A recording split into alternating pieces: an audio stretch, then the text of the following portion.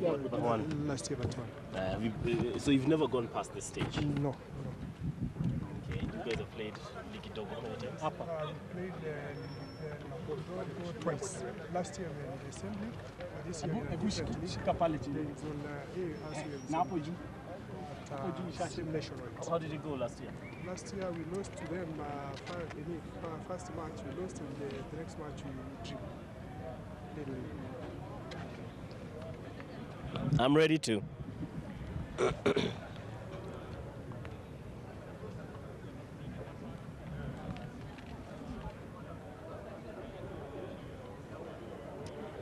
Coach, GoTV Shield, you've never gone past this round. How do you approach it this time? This time we are trying because we've prepared well, and we are hoping if the boys are going to play according to our plan, we hope we are going to go for a second round. Now, you know Ligi Dogo quite a bit. You lost once to them, you drew. This year you haven't met them. From your knowledge of them, how do you approach this game? Approach of this game, we need to concentrate, a lot of concentration, because anything can happen. It's football, it can go either. And we can draw, then we go to penalty. We've been preparing for even the penalties and everything, so we are ready for it. And they like to have an extra man in midfield. Your midfield looks like where you actually get the goals. You've gotten 12. Up front, you've only gotten 3, so your midfielders are your strong point? Yeah, in football nowadays, anybody can score, especially the formation of play and the way we are playing. We normally use the midfielders because they are too intelligent. They can reach there, then score. Most of the time, they're in a position, they score, according to our formation of play. All right, Coach, well, all the best. Thank you. Thank you. Thank you. Thanks, Coach. Thank you. They're in a position. This time we are trying because we've prepared well, and we are hoping if the boys are going to play.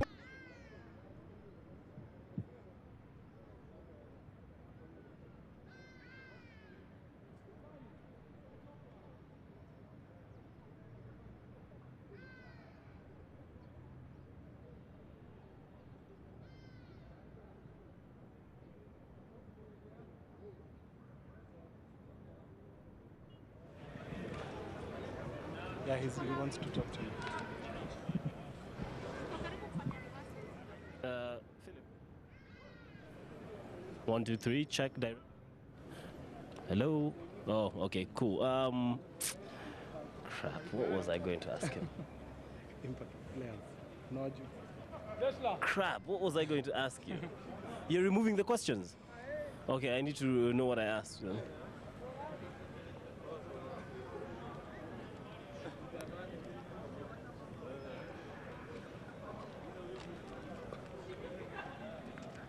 Ndio nani alikuwa amechagua impact players? Mwenye amekupea celeb akikupea chukua.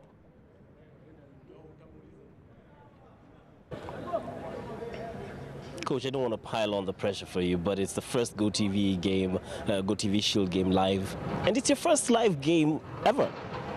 What's going through your mind and the players? Not much really, but I hope the players don't get overawed by the.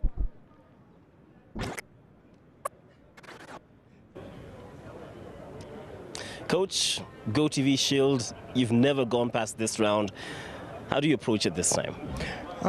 This time we are trying because we've prepared well, and we are hoping if the boys are going to play according to our plan, we hope we are going to go for a second round.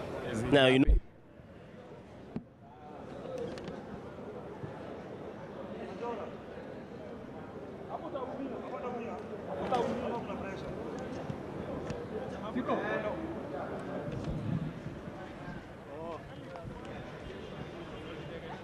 Anakuuliza kama uko happy. Uko happy? Yeah, he's happy, he's happy. Philip is happy. Chico is happy. Hey, Mbacha. Mbacha. Mbacha.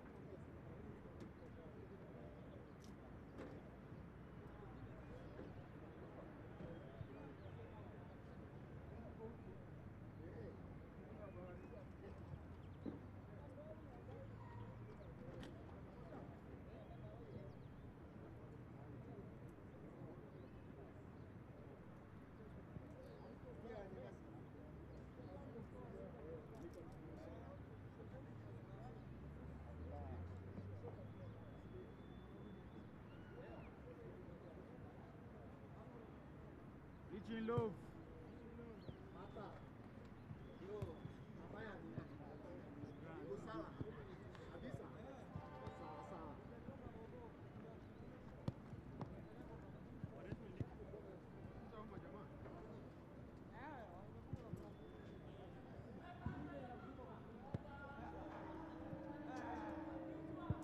Zede, Zede.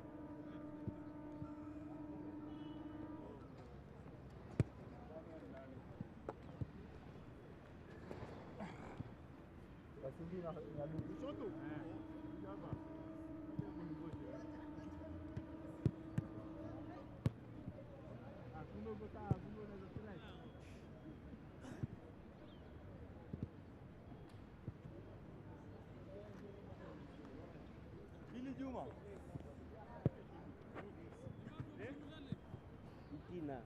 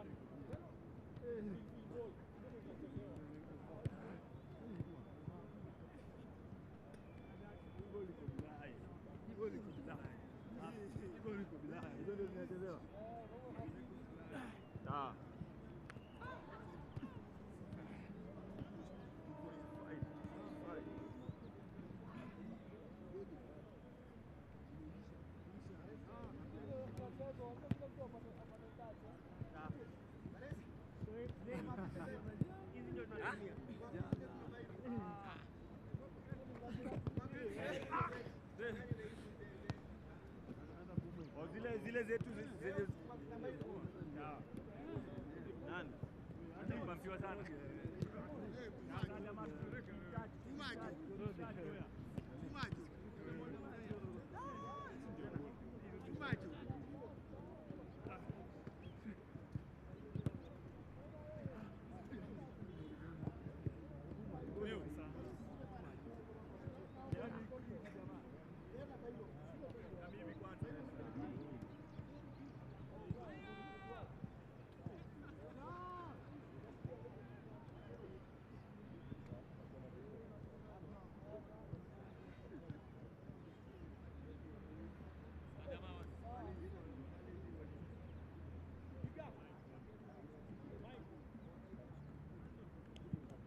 Velo. Velo. Velo.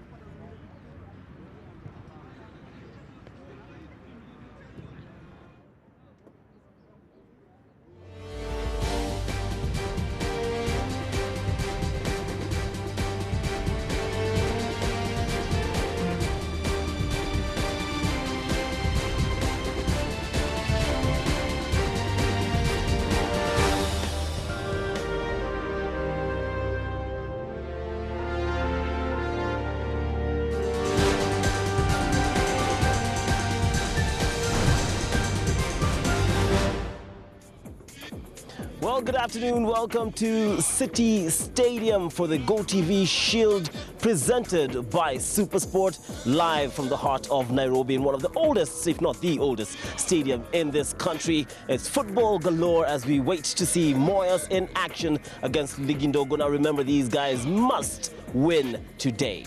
Period. No talk about draws. It has to be decided this afternoon, right here on this. Yes, and then the feature. Yes. Okay. All right, well, here's a man who's been relegated before, twice actually, and a man who's been in charge of teams that are struggling. This is a cup that you're used to. Oh, Gilbert Celebo. yes. I mean, it's in evolution. I mean, this trophy, as you call it today, GoTV Shield, has evolved from being a President's Cup into the FKF Cup, Moy Golden. and Moy Golden Cup, and now that GoTV has come President. into it. It's big time. It's big time.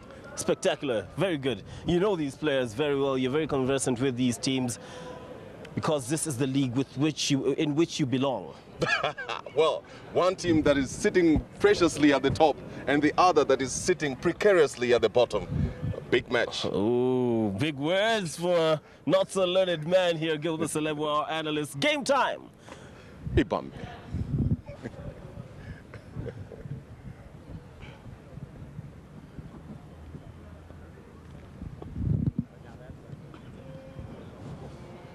Already.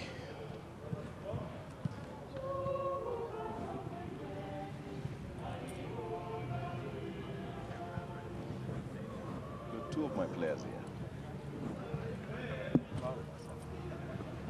I think I'm going back to football. I need to get back to coaching. You want to get back to coaching? Is that why you want to destroy Luka Mal? No, he's got his mark cut out for him. I am not interested in his job. All everything that he's doing here, I do it all the time. Somebody else might look at it as something that is new, but not.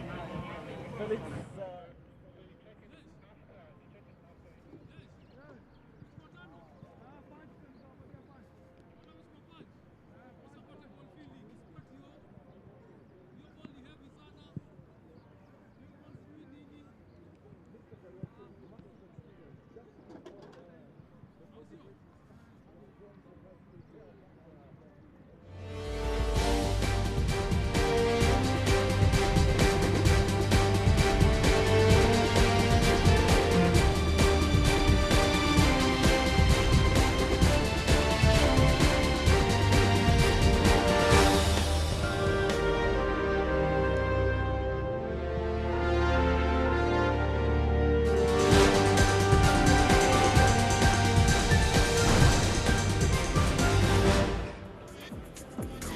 Well, good afternoon. Welcome to Nairobi for the GoTV Shield presented by Supersport. Moyas, Ligindogo about to battle it out here for a chance to meet one of the 16 teams in the Kenya Premier League in this tournament. This cup is vital. There's no draw here. Someone has to win, and someone has to do that right here this afternoon. I'm sure you're going to enjoy it. It's a big moment.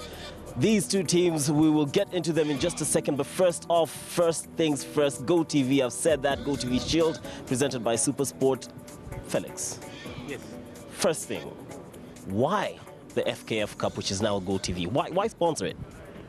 Thanks, Chico, for that question. The reason why we sponsored the GoTV Shield is because GoTV is a service for everyone, and we know Kenyans love soccer. So we thought that why not bring them what they love most. Secondly, we know that soccer is very important to the content that we offer. So we decided to include that in as part of our offering, so that Kenyans at home who are not able to come to the stadium for whatever reason, they can actually watch their favorite teams battle it out for this cup. The other thing that which made us go for this cup is because we are concerned and we would like to be involved in the promotion of soccer standards in Kenya.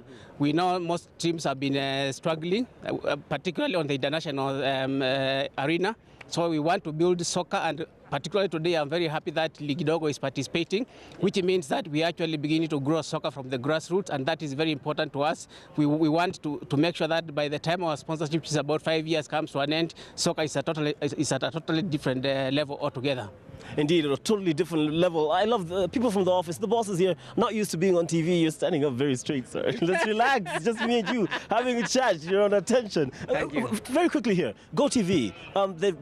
Digital migration. How accessible is GoTV for different people? Where are you in the country? Just educate us on it. Thank you very much for that question once again. GoTV is really the service for everyone. What we have done is we have made the service very affordable. To buy GoTV now it costs only 4,500 shillings, and for that you get a decoder. You get an antenna, which you call a GoTen, an outdoor antenna, and you get 1 month subscription for GoTV Plus, which is our top package. Now, once the first month is over, we have got 3 options for Kenyans to go for. They can go for our GoTV Plus package, which is only 850 shillings per month, or they can go for our GoTV package, which is only 599, or finally they can just say to go for the GoTV Open, for which they will need to pay a once-off fee of 2,600 shillings, and then they will have access to the free-to-air channels or the local channels. And really that is our preparation in terms of the migration. When it happens, those who may not be able to afford the pay TV service, we are bringing them the option of paying a once-off fee, and they'll be able to enjoy their local channels. In terms of coverage in the country, currently we are in 6 towns. We are in Nairobi, Mombasa, Kisumu, Eldoret, and Nakuru, and recently we launched in Malindi. And very soon, in the coming month, we'll be launching in a few other towns. So we intend to bring the services very close to the people, so that when the migration happens, no one is left behind, or they lose their favorite programs. That's good. It's all about you. It's all about the love of football, why you sponsored this, and what you're trying to do to make sure it's accessible to every single person. No one should be left behind. Those are your words. Yes. During the league, we tend to give the man of the match something, a walker or a drifter. You can't be left behind, as you said. What should we expect from you? Absolutely. For all the matches, we'll be giving the man of the match a decoder. Is that what that's for? Yes, this is like the decoder that we'll be giving them. They will get the decoder as well as the area, which comes in a separate package. So really, it's not for nothing. Everybody, there's something for grabs in the various matches that we have. All right, thank you very much. This is what you will be getting as man of the match. Everyone else who's watching and your game is live on GoTV, and of course Supersport presented by Supersport. You play well, and you will definitely be able to walk away with this. We'll let Felix walk away. We'll get into this team. It's all about Moyas. It's all about Ligindogo, and that game is very, very vital. It's the first live GoTV Shield presented by Supersport game. Let's get into the mood. Since its creation in 1956, the FKF President's Cup has been the top knockout tournament in Kenyan football. Modelled as a replica of the English FA Cup, a tournament where teams playing in association football leagues have the opportunity to dream of knocking off one of the perceived bigger clubs. Over the years, some of those dreams have been realised. though it was these bigger clubs that have won the majority of the past editions of the Cup. Gor Mahia have emerged victorious 10 times, followed closely by their rivals AFC with 7 wins. Tusker, Sofapaka, Moyas Sugar, Rivertex, KCB, World Hope, and Chemelil have all won the Cup at least once in their history. Over the years, the Cup itself has changed names a number of times. Each time marks the beginning of a new era in Kenyan football. In 2008, the Cup was renamed the FKF Cup, where Mahia lifted it with a 2-0 win over Posta Rangers in the final. It was a year in which the Kenyan Premier League also received a massive boost. A blockbuster sponsorship between the league and broadcaster Supersport revamped and revitalized the country's top division. 5 years on, and games are now shown in full high definition to millions of viewers across the continent. Professionalization of clubs created a better product for the players, the stakeholders, and most importantly, the football fans. There is the addition of Swahili commentary options within the East African region. In April 2013, a landmark partnership between Supersport and the FKF Nationwide League. 20 matches broadcast from the country's second-tier football division, now available live and exclusive to Supersport. It brings us here to yet another first. 57 years after Mombasa Liverpool lifted the inaugural FA Cup of Kenya. Here today, we witness a new era in Kenyan football as GoTV and the Football Kenya Federation come together to announce the GoTV Shield. Another chapter in Kenyan football begins with the GoTV Shield.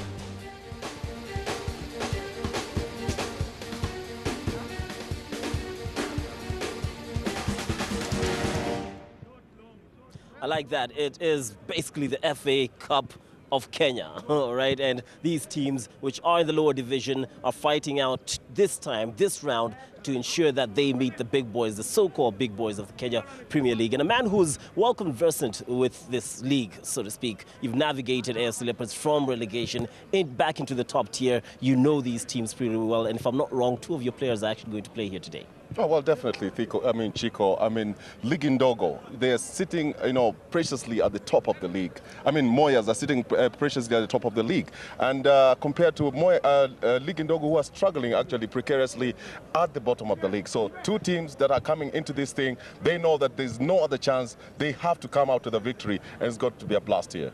Indeed, contrasting fashion, they come into this, cup in very contrasting fashion, but you take a look at some of the results that have been coming through. Ulinzi Warriors 5-4 over Intercity. That was just a few days ago. Talanta, good victory over Top Fry. Well, that's a big one because Talanta plays in the same league like Top Fry. So that one for them to beat Top Fry 2-1 with very good players in Top Fry, top class players, that was a big, big plus for them. And look at International down there being beaten by Wazee Wakazi. These are all guys who have played in the Premier League for many years. Experience. That was a big surprise. Indeed. Talk about a thorough one was West Sugar there with KNH suffering a 6-1 loss. Some more games will be played tomorrow. Muhoroni Young versus Black Mamba. Zoya versus Mount Kenya United. And on Sunday, which game tickles your fancy? Well, Karibangi Sharks versus GFE 105. These are 2 teams that are playing very well. They're very young, very, very good players, technical players. And I want to believe that there is where we will have the ultimate goal there. All right, why don't we talk about these 2 teams? Moyas is the home side. So let's start talking about Moyas. Gilbert, educate us on Moyas. Well, Moyas, remember, this is a team that is actually sponsored by the Ministry of Youth and Sports. And you look at the formation, the way they're playing some very good football. They're actually top of the table in the Group 1 Zone A, Division 1 zone. And they're coming up against a team that is languishing at the bottom of the league. So a very, very big game here tonight. Talk about the coach. What do you know about him? Well, what should we expect? Well, the coach, he's just come from the Confederations Cup, where he actually saw Brazil tearing apart the Spaniards at the Confederations Cup. So he comes in with a lot of flair. I want to believe that he's coming into some Brazilian flair. Let us wait and see what happens. All right, so we know he favors the 4-4-2.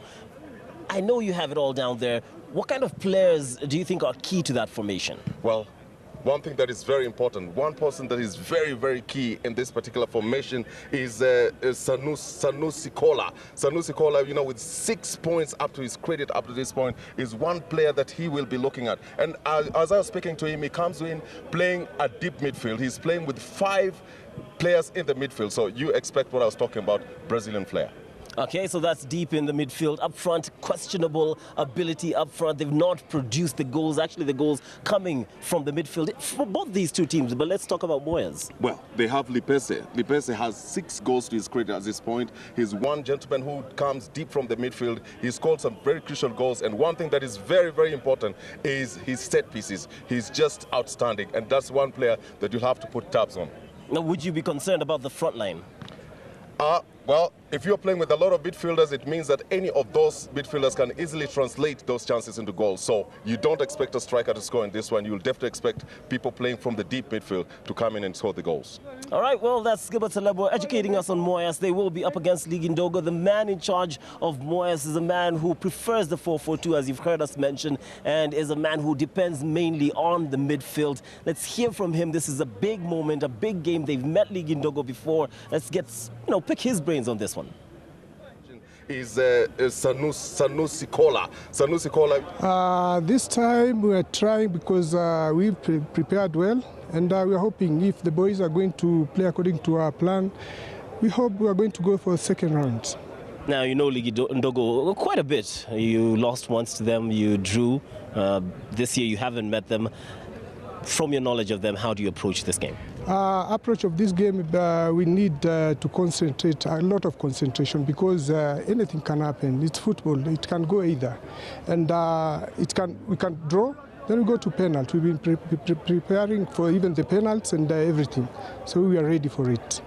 And they like to have an extra man in midfield. Your midfield looks like where you actually get the goals. You've gotten 12. Up front, you've only gotten 3, so your midfielders are your strong point? Yeah, in football nowadays, anybody can score, especially the formation of play and the way we are playing. We normally use the midfielders because they are too intelligent. They can reach there, then score. Most of the time, they're in a position, they score, according to our formation of play. Is Sanusi. Oh, well, there you go. You've heard him. His midfield is very, very intelligent, and he expects goals from anywhere. He's gotten a couple from the back, very few from the front. 4 times what he's gotten from his strike force he has through the midfield. Your, general thoughts and after listening to the coach. Well, from what I've gathered from the coach is that he's going to play a lot of short passes in between his game, and the one player that is going to be extremely important is the big guy. The big guy in goal, huge experience, having played in the So you're already leading us to your impact players, all right? So the man between the posts, let's go. The man between the posts, huge, Adache Evans, he has played for Mathare, won with Mathare in 2008, the Kenya Premier League. He brings massive experience, especially in the back line. A wealth of an experience from that man who will be in between the goals. What about this boy? This is the guy I was talking about, Sanusi Kola. The guy has already scored 6 goals from the midfield position. He's a stronghold, as you've heard from the coach. He is one player that Moyas will be looking up to provide the necessary goals up front. Lipese Alex, 4 goals. In between the two, they've scored 10 goals. Yeah. He is the man that they are looking up to be able to provide the necessary experience at the top in order for Moyas to be able to run away with this game this afternoon. And this is very clear from what Gilbert is saying. It's, a safe pair of hands in between the posts, and then everything else lies with the midfielders to do a spectacular job. And I'm sure Moyas will be very entertaining to watch in this first live game of the GoTV Shield presented by Supersport. But then they won't be playing alone in this pitch. They have quite a bit of competition, if I may say so myself. We'll come back and talk about their opponents.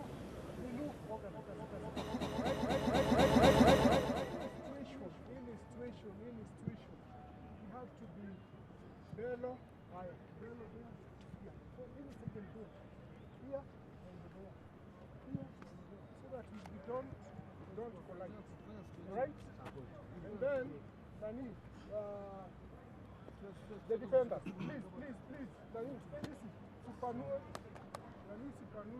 you left. Baldo, we're on a balance. Zonal, on a balance, and then a mark. The same thing. When the ball is on the other side, ile iko hapa ni kisi lala side. Ndio. Unless maybe tumeenda, kisi wameenda, then naye left anataka. Sababu midfield ni wengi. We play. Today we don't have tension. Ndio. Tuna tension. No, hakuna. Let us enjoy. Hakuna. They have chosen us because that time we played the second half. Well, the DSTV people are the ones who have chosen you. So mimi sahi staki to put more pressure to you and tension that do this. You know our formation, you know everything, you know our role. And we have a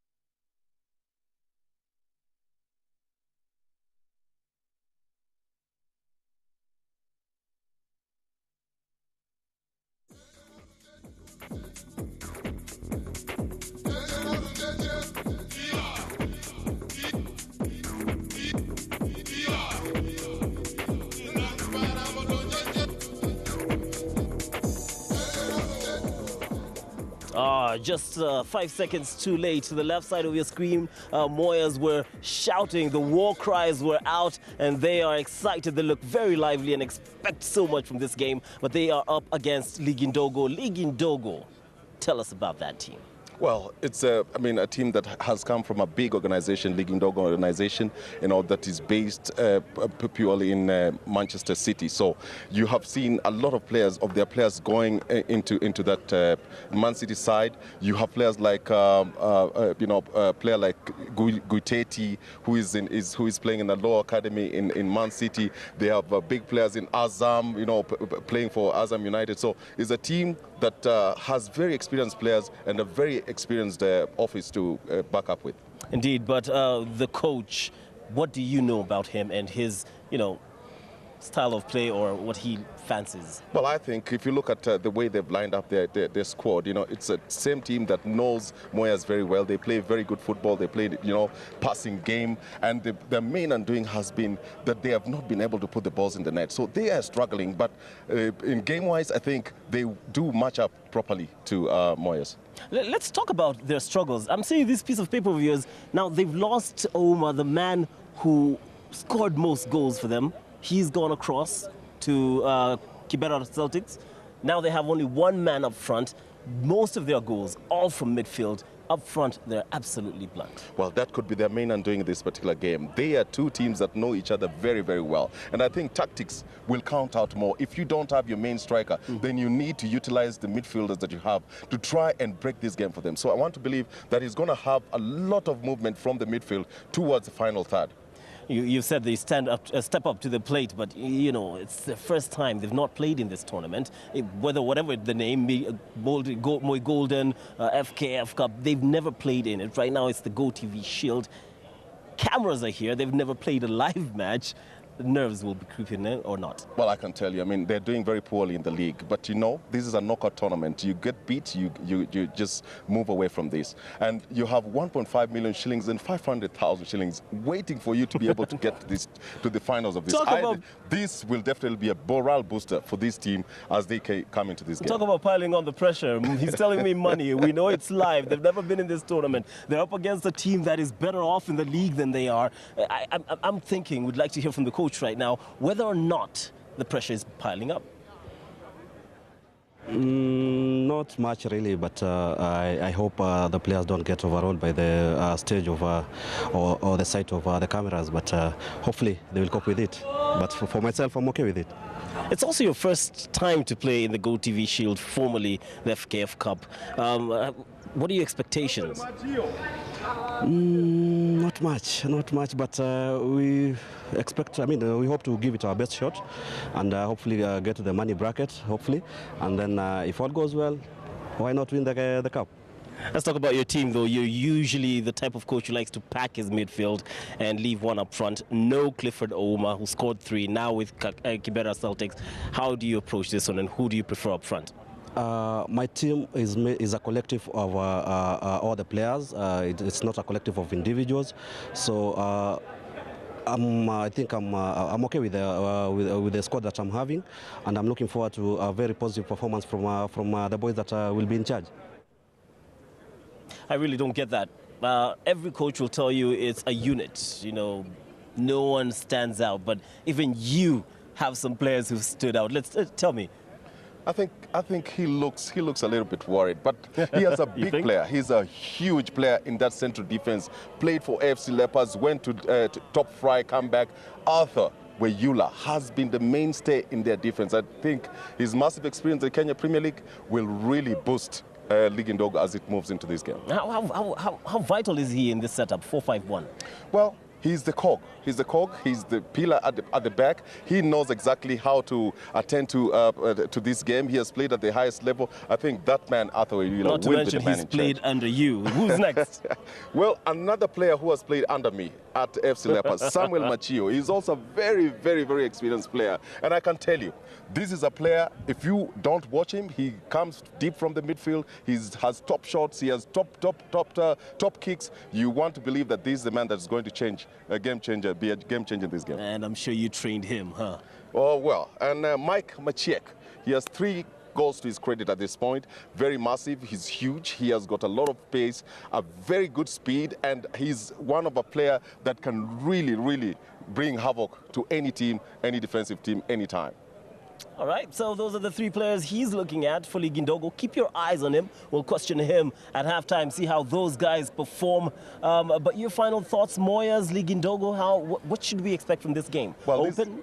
These are 2 teams. These are 2 teams that know each other very well. You expect a beautiful game here. It's a knockout, and nobody is going to sit back. Everybody wants to come out here and try and get the necessary goals very, very soon. So I expect an explosive match this afternoon. Explosive match it is. Fine, thank you very much. I'd just like to point out that from now on, GoTV Super Select 2, you can watch the Kenya Premier League every weekend that it is live. Also will be live on 9 East Super Sports, so that's very good. Welcome to the Kenya Premier League GoTV subscribers. And of course, this is your cup, the GoTV Shield, presented by Super Sport, live. Coming up from City Stadium, it is Moyas fighting it out against League Ndogo for the next round.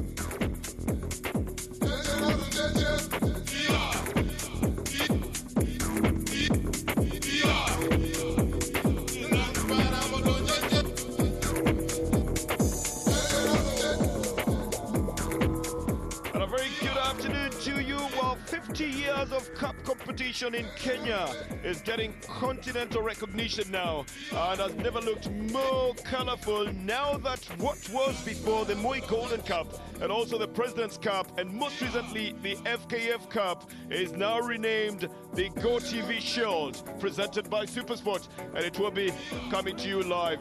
Well, that's the action that will be at the Nairobi City Stadium, and all the teams can participate in the FKF Cup. It gives a chance to everybody else who's not in the leagues, who's not in the Premier League, to be able to take part in a knockout tournament that then culminates into getting a winner who is always called the Cup winner and would go for continental glory in what was previously known as the Cup Winners' Cup.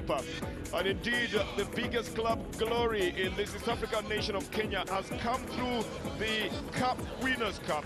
At that time, the Mandela Cup, which was won by Gor Mahia. But it often starts at the grassroots, where there are smaller teams that are taking part in it. And this weekend alone, there will be 7 Go TV Shield matches being played in and around the country. The technical director of the Football Federation Kenya is Jacob Gosbole, also a SuperSport analyst. He's on the side stand as well because he knows that the talent does come from these knockout competitions. And he's here to see whether or not he can spot 1 or 2 other talents that may warrant an elevation into the national team. So that's just the stage on which these two sides will be coming on. Moyas, which is an acronym for Ministry of Youth and Sports, as it was before, will be playing with a back of 4 and then 3 in the middle and 3 at the front. I think I'll be told about what formation that is later on. You've got to look out for even Zadate, a man who's got Premier League experience before in this team, but they've got their top scorer in the team as well, Silas Wawire and Roma Bello in there for the side. On the League in Togo side, again looking like a similar formation. And they've got their man who scored 2 goals, Philip Ugochukwu, in there. And their captain Samuel Machio, who has previously played for AFC Leopards, is also there. Mike Machik has got 3 goals in total for the side, and they will be also relying on him for the goals in this game today. And a power bench on both sides just tells you that the 2 teams will be taking this game very, very seriously today. The man at the center of it all is Isaac Ochieng, he's a marketing manager. He will be assisted by the businesswoman Dorcas Wanza, and Roslyn Oyuer will be the second assistant referee, with Isaac Bebusi as the 4th official. So it's the very first time that the matches will be going live on television. Kisco Karaoke, as is well known to his fans and friends and peers, is the coach of Moyas. He's assisted by a former Premier League player, former Tusker FC player, Edward Karanja, on the bench. And they are the ones who want to guide this side in the Go TV Shield, presented by SuperSport. They are in Division 1, Zone A, Group 2, and they're leading with 26 points. That's the Moya side, tying with Posta Rangers, which played also in the Kenyan Premier League last season. The only difference is that Moyas have got a better goal difference that puts them on top of the league there. Michael Kamura is the coach of League Indogo team. Now, don't be fooled by the name. That means the small league. They've got players in very big leagues as well, and currently they have an under-17 side in Europe at the moment, in Manchester specifically, and a couple of players apparently also joining the Manchester Academy. But the man you'll have to watch out for here is Brian Yator. He'll be in jersey number 29. He's got 3 goals so far for the side. And together with Mike Machik, they are really trying to get their act together. They're in Division 1, Zone A in Group 1, and they're 6th with 16 points from 11 matches. It doesn't say much about what they can do in a knockout tournament, because those in the know will tell you that a knockout tournament is just that. It's a knockout tournament, and anything happens because you got only one chance. The Moya side has been talking about missing a player who joined Muaroni Youth recently, Ezekiel Otuoma, but I don't think that will be anything to mull about at the moment. They would just be going straight for a win if then they want to prove that they still have the clout for it. Mr. Isaac Ochieng at the center of it all, and just confirming with his assistants whether they can proceed in the first ever televised match of the GOT TV Shield, presented by SuperSport, and it's Moyas versus League Indogo. I am Bernardo Tieno. I will be with you in the commentary booth for the 90 minutes, together with Gilbert Salebwa, who was already standing on the sidelines for you. And in the Swahili booth, Jacoyo and Michael I think it's Ali Hassan Kauleni, will be taking you through the Kiswahili commentary. You can easily switch to that by pressing the language button on your remote control. Choose one of two or two of two for the language of your choice. Press OK, and you will be with us in the GOAT TV Shield matches being played today. Well, Gilbert said a lot on the touchline, but now that we get into it, then we will see what the formation will be like. Of course, it's being played in an artificial turf, so again, who masters the turf faster becomes the one who then dictates the pace here. The Moyas side in an all-green attire, the Ligindogo in yellow and black, and playing from left to right on your screens, the Moyas side from right to left. 16 Premier League teams were given a bye to the second round of this GOAT TV Shield tournament, and that just means that 16 others from the knockout phase will join the 16 in the Kenyan Premier League, and 4 teams have been given a bye. The 4 quarter-finalists from last year, that's Gor Mahia, AFC Leopards, Sofapaka and Tusker, given a bye into the quarters, and rather will be seeded as well, just so that they're separated and are not knocked out at a very early stage. Now that's the format we'll be going for. At the moment, the pace on the field is looking nice and jolly in these very early stages. The one thing you can always enjoy about the matches that come from the lower divisions is the speed and just the genuine talent that is displayed by the players in those matches.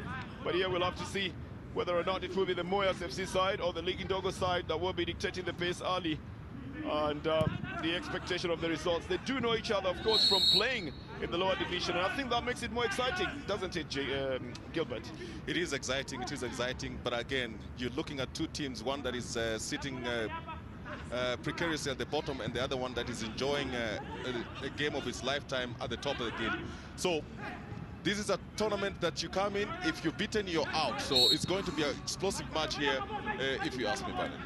Well, again, the 2 teams are at least not playing in the same league. I mean, not playing in the same zone in the Division 1 league just makes it more exciting, because then the Moya side will try to prove to Ligindogo that they merit being the top of their zone A1 standing. And that Ligindogo then need to show what they can do in zone A2. But with a knockout, like you say, I agree, anything does happen. Well, watch out for the man Zanusi Kola in jersey 11 for the Moya side. And also Libese Alex. Between the 2 players, they've scored 10 goals, and that is a massive scoreline for 2 players in a club, isn't it, Gilbert? It is. I mean, it shows you very well that these are very resolute players, especially around the box. If you give them half a chance, they will definitely tame you. So the 2 players have to be really watched in this particular game if Ligindogo doesn't want to concede goals. It's Brian Yatara, the scorer of 3 goals. He was trying to get the ball forward, but frantic defending as well. There'll be a lot of transition changes in this game, and a lot of speed as well. Even just for the sheer fact that they are younger players, full of energy. And I think that the fact that they're on television as well adds some good positive pressure on them, Gilbert. Well, I think, Bernard, if I were the coach, I would not urge them to concentrate on the television. I'd rather ask them to concentrate on the game. So I want to believe that they know this is a cup final for them. 1 win, they go into the second round. So concentration and focus on this particular match. It's no wonder some players defy the coaches. It's a big stage, and it's showbiz at the end of it all. If I was one of the players in there, I would give it a little extra something, you know, from what the coach said as well. It's the first corner of the game that we are having here. Oh, it's a corner. A good number of men are organizing themselves from the Ligindogo side in yellow. Nicely floated into the area, and a hanging header. This one goes up out of the field of play. It's going to be a goal kick. Kisco Karaoke on his feet, wondering why that happened as it did. The header, of course, not on target. National Modi is about to try to get the Ligindogo onto the score sheet with that early header. We'll have to look out for the formation in the midfield as well, but this is the foul that was called by the referee just a couple of minutes from Samuel Bashir, the captain of the side. Raw talent is what people say you find in a game like this one, Gilbert. Well, you find raw talent, but at the same time, if you get this kind of talent, you build on it, you can really make a very good youth program in this country. And I hope, I saw the technical director on our screens here. I want to believe that that's exactly why he's here today, to look at the talent and try to build on them. Well, it's going to be a free kick, and it is for Ligi Ndogo. Now, the Swahili commentary team would tell you Ligi Ndogo stands for the small league. It's just one of the earlier outfits that decided to have a youth league. It's a massively nice cross that comes into the area. Ligi Ndogo try to pick it up. It's Scholar. And again, the Ligi Ndogo with a chance at a shot at goal here. It's not accurate, a left foot shot. We've got to watch out for the AstroTurf. It does wreak havoc sometimes on what people need to do. And Simpson Mtagaya finds out that after a good steal, his turn and shot looked like it was going to be accurate. Well, I think he just lost his footing somewhat there. Oh, Ligi Ndogo getting a little bit confident here. Samuel Jao proving that he's got more skills than just goalkeeping. That's the big man from the Ligi Ndogo that you also have to watch out for. National Mondi, one of the central defenders on the side, being coupled by a man called Philip Mbaeme Ugochukwu. I don't need to tell you that he's of Nigerian descent, playing in the Ligi Ndogo outfit.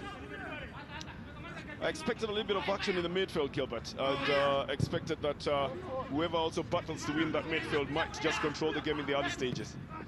Well, I think they're still sizing up. You know, they've not created any meaningful opportunities in front of goal. They're still looking at each other, and probably it might unlock in the next 15 minutes or so.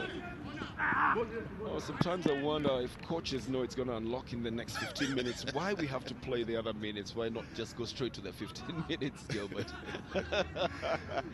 Well, they always provide the intellect to the game, don't they? It's a corner for Moyas, the Ministry of Youth and Sport. And quickly taken by Samuel Karaoke. They try to change the winger. The header is not going to be troubling the goalkeeper at all. Siroma Bello, the Nigerian, going for that header. They need to work it out at the front, the Moya side. Now they're forced to play all the way back to the goalkeeper. And even Zadachi is a goalkeeper who's had a lot of exposure, more than probably everybody else on the field here. As Moyas begin the build-up from their side, trying to go through the midfield and losing possession. Can Ligi Ndogo then capitalize on what they've got? Well, a good blend of yellow and green in there, but the yellow looked more predominant up front, and they just couldn't get their yellow stockings on the ball there, Gilbert. Well, it's going to be a big tussle, especially you look at both teams. You asked me about the formation. They are both playing with a crowded midfield. Moyas playing with a 4-3-3 kind of formation with Sanusi, Lumumba and Siruma taking charge of that central midfield. And if you look at Machio, they are playing what you call a diamond midfield, where Machio, Yator, Odawa and Jida are playing in kind of a diamond shape. And they have Machek and Joroge right at the top. So a very, very, very crowded midfield for me in these two teams. Well, pardon me, Gilbert, but I don't own any jewelry. How does a diamond look? What's the shape? Just so that I can... Well, if you look at Machio, he's playing right behind the two strikers, and then right on his left is Yator, on his right there is Yida, and then at the tip is Mr. Odawa. So that is what we call a diamond midfield. It's kind of compact towards the inside, and they allow the two fullbacks, that is Juku and Omondi, to do the overlapping on the outside. So it's like pulling a square on the two opposite sides. That's the shape. You're right about that. Thank you very much. Should get myself some diamonds soon. Well then, that's the formation in the midfield. Whether or not it's working is another story altogether. But the Moya side seem to be trying to push forward at the moment. The attacks, well, few and far in between from both sides. That just means that they've got to, you know, try and do it much better. That's a foul throw from Ligindogo. It's one of the basic things that should not be seen, especially at this level, because you assume that this is where the big players are being modeled in to the future. The interception from Sanusi Kola. It's picked up on the left side by Ligindogo.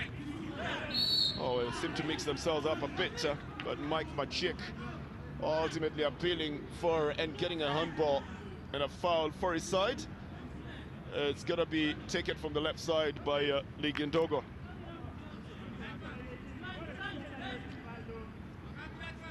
Just about 3 of the Ligindogo players moving in to try and go for a conversion. There's Omondi Odeng in jersey 4.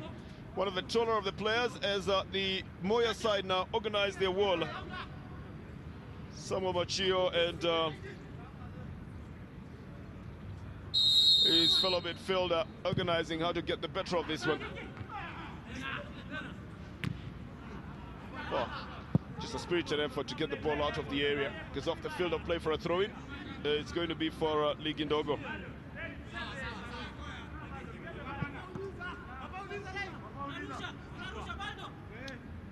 The one thing that they learn very well as well is to take the very long throws, and Evans Nchuku was up to the task. It's been picked up by Moyas now.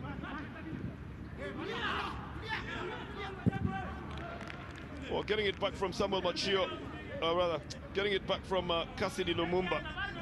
And then out of play for a throw-in.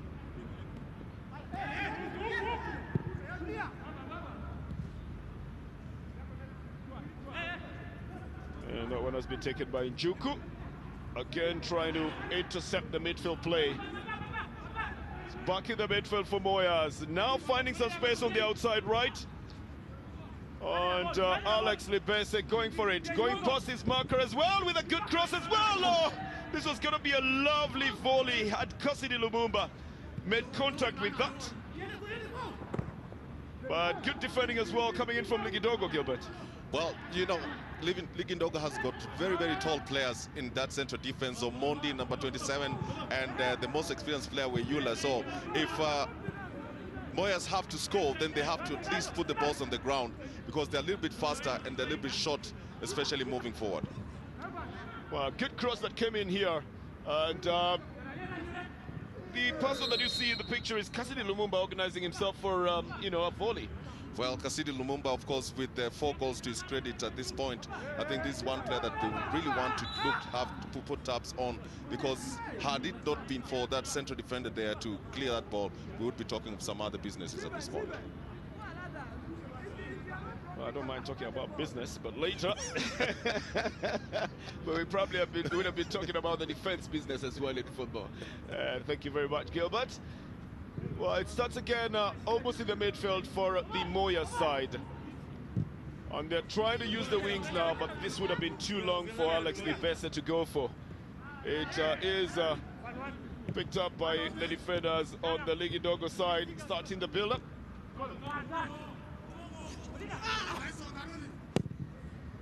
Well, Collins Odawa managing to get the ball back to his central defender. And Maciek with a lovely left foot through ball. And George Rogan just runs a little bit too far with it, but you must credit Maciek for that left foot cross, shouldn't you, Gilbert? Well, Maciek has scored 3 goals, and he realized that he wanted to split that defense. He did it very well, but then again, Joroge's fast touch let him down. Had it that he had put that ball on the ground, then probably Maciek would be laughing with the net at the point. They're forced to play it back to their defense. I think Ligindogo is organizing themselves better. Collins Odawa, and then Maciek now trying to get it through again. And he's devised a brilliant way of beating the defense by splitting it, like Gilbert says, with a through ball.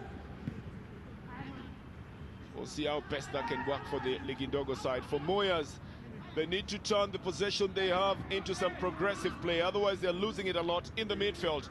This is picked up again by Philip Ugochukwu. And then Moyas at least get it off their defense with Sanusi Kola trying to get it onto the flanks. Well, Siroma Bello assisting as well in the build-up and trying to devise a way to go through the midfield. This is controlled by Alex Libese and becomes part of play in trying to get past the defense of the Ligidogo side, but the finish is not that good. The final third is still letting Moyas down, isn't it, Gilbert? Well, they're playing some good movements on and off the ball, little passes. But again, they need to speed up their game as they moved into their final third to be able to catch the Ligidogo players unawares. But their movement is very legible, and that is why they've not been able to crack that tight Ligidogo defense. That's Sanusi Kola again, who now plays it out to Siroma Bello, who tries to get Libesa on the right side, but it becomes just a little bit too legible. Never mind the fact that they will get a throw-in from all that spade work. They need to open up the spaces, the Moyas side. They need to find space to play in. At the moment, they're boxing themselves deep into the yellow stockings and losing possession. And it's pretty obvious that they would like to stroll into the goal area, which might just prove difficult, Gilbert. Well, I think the tactics must change. Anytime that the opponent has the ball, you'll find that Moyas are trying to clog into the middle. And once they get the possession, they don't spread out. And this has been their main undoing. So they need to start using the width instead of depth, because that is where there are a lot of players involved in the game. Well, a foul throw that has been given back to the Ligidogo side. I was just about to go into a very intelligent debate on whether the game is technical or tactical, but I think I'll leave it for now until we get deeper probably into the 25th minute, because the Moyas side is trying to keep possession and to draw out the Ligidogo side. Now Ligidogo is trying to look for the slightest of opportunity to slice the defense through, so I'm not sure, Gilbert, if it's tactical or technical. Bana, technique is all about ball handling skills. It's all about ball handling skills, and that is exactly what both teams are doing. They're very, very technical players on that team. But tactically, both of them have not been able to occupy, to use that field very well, because they're using depth instead of width. 3 corners in total, and this one almost finding the net. I think it must have just struck the crossbar.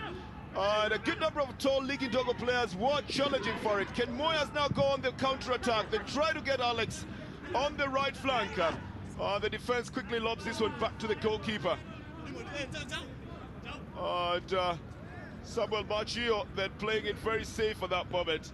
And good technique that Machio uses to get the ball back to the goalkeeper. And I think the only thing that needs explaining now is the technical bit. The technique is pretty easy. The tactic is pretty easy. The technical part can only be explained by technical directors. Let's get back into the game. Look at the technique of the individuals here. Alex Libese staying out on the right side and waiting for the crosses to come from the defense for him. And he's got the speed as well. Now that seems like a good tactic to me. Then the Moyas side decided to play very short, passes close to each other, trying to get into the Ligidogo half. And I'm not sure if that technique would work at the moment. But they have possession again. Sven Yida losing it.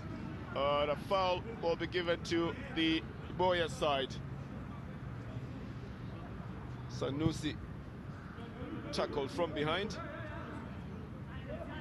The Nigerian has scored 6 goals for the side so far. Between him and Alex Libese, with whom they're partnering on the right, they've scored 10 goals. Now that's a good partnership, isn't it? It's a good partnership, but up to this point, 19 minutes in the game, they've not been able to work out well. They are not getting the necessary feed at the top.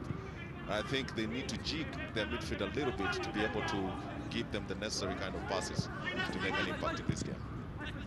Well, Ligidogo now challenging Machek, managing to keep possession. This is a high boot. And the aggrieved party here will be Richard Olo. I beg your pardon. It should be Sven Yida of the Ligidogo side. Oh, they will get a free kick. captain is Samuel Machio, and a yellow card to Ruben Munyao of Moyas. It's the first yellow card in this game.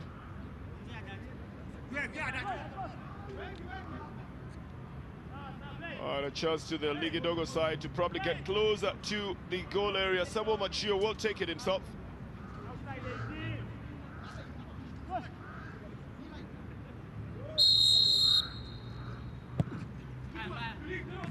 Oh, the good attempt here. But Sven Yida almost running the risk of injuring himself there with that attempt at a bicycle kick, Gilbert. Well, I think he scored goals using those kind of kicks, and probably at this time, that artificial turf, the landing itself would be a big problem for him if he was to land in a bad way. Well, it's just the technique that he used as well, Gilbert. I think he was going to land a little bit awkwardly, and that was dangerous. It's not the kind of place where you use that kind of technique, is it? Yida loses possession. Going to be a throw-in for the Moya side.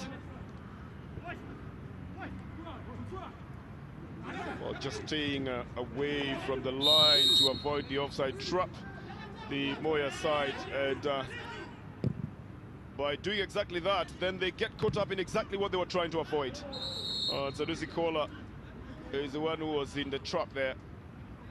Oh, another yellow card here. And Mr. Isaac Ochieng is clamping down hard on any tackles that he thinks might just mess up the game altogether.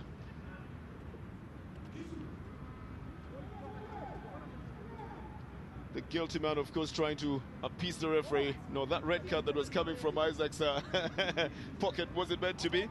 And I think that he's got to be happy with what he got at the moment, Samuel Kariuki.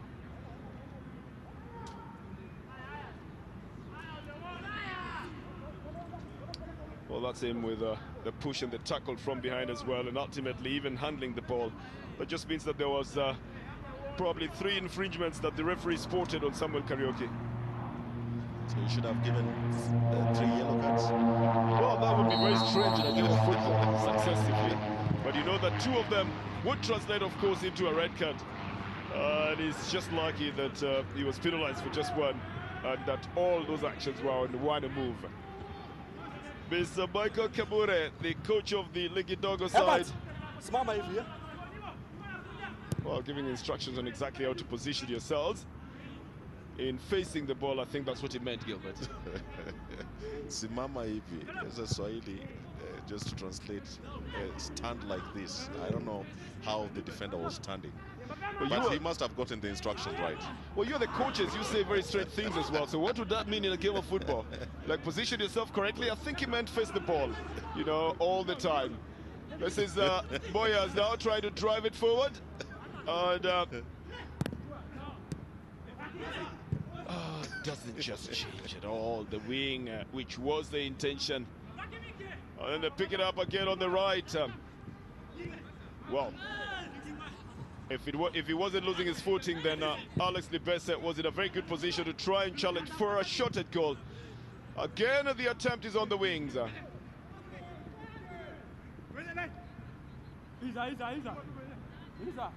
little bit of a tussle to try and see who will get the ball out. I think ultimately it's Ruben Munyao who had the last touch. He was trying to get the touch onto Evans Njuku.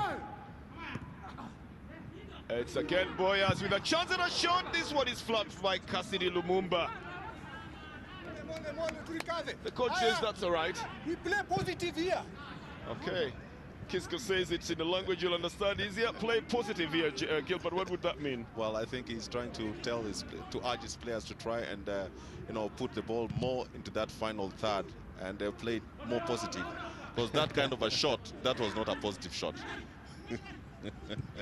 Get out on the left end. This will be Munyao trying to get a chance to move it forward. And I guess now this is what is called positive, isn't it? A little touch from this one, and it just misses the net. Getting the goalkeeper off his line. And Alex Libese almost causes an upset. Almost makes it into the net from what would look like very harmless move, Gilbert. Well, that's a big mistake by the keeper. You come out, you don't put your hands on the ball, and you've already left your goal yearning. I think that would have been a disaster, because if Libese would have put his foot right, he would be talking of another goal. I mean, at least a goal at this point. Well, National Mondi would have been blaming himself as well, but the goalkeeper looked like he was going to pick up the ball from the feet of National Mondi. Only National Mondi's feet didn't have that ball as well. As again, Moyas tried to begin the build-up on the left side. This is given out as a throw-in to Moyas. A better throw this time round. Alex Libese picks it up and lays a nice one to Sanusi Kola. They try to build it up on the right now. Well, Richard Olo gets his shot deflected out for a throw-in and tries to get Libese again.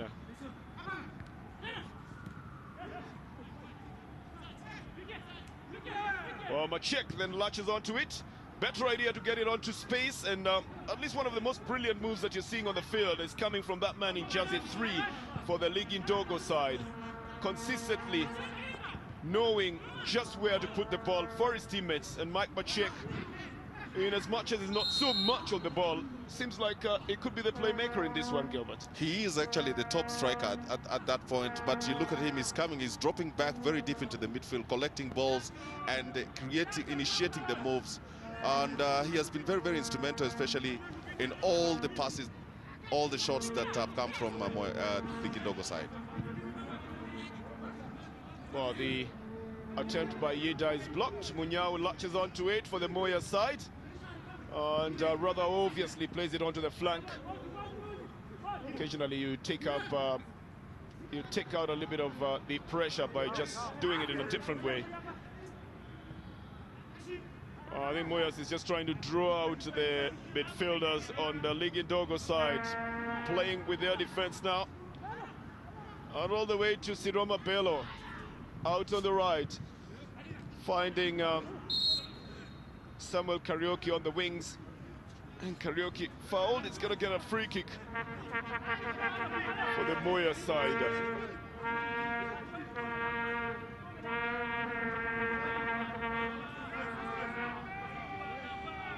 The Green Sharks need to organize themselves as well in anticipation of the free kick, which is headed back by Sven Yeda. Another interception by Evans Juku. While Moyas get possession again. Ruben Munyao and plays it to Sanusi, who tries to put Munyao through, but a good clearance by Philip Ugochukwu. Very burning defender in the League Indogo line, as Yeda gets a throw-in off the feet of this man, Sanusi Kola.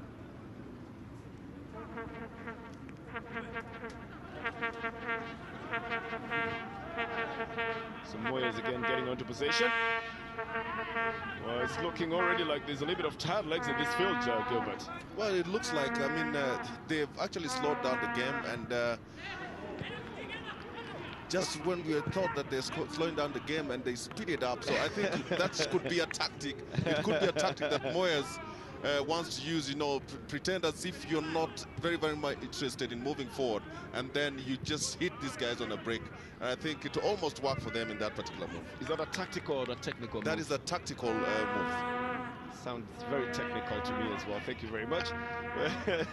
I really do think that they're trying to catch the League Indogo side on the counter-attack. But they've got to organize how they're going to go for that counter-attack. Munyao on the left and Libese and Sanusi on the right are the architects-in-chief of that one. For the League Indogo side, they need Machek to be able to to keep possession a little bit and wait for support to come before he can release the ball, because the diagonal cuts that he was making are now not working. This one's offside. It's ruled on Alex Libese by the second assistant referee, Roslyn Oyuer. It's going to be a free kick for League Indogo.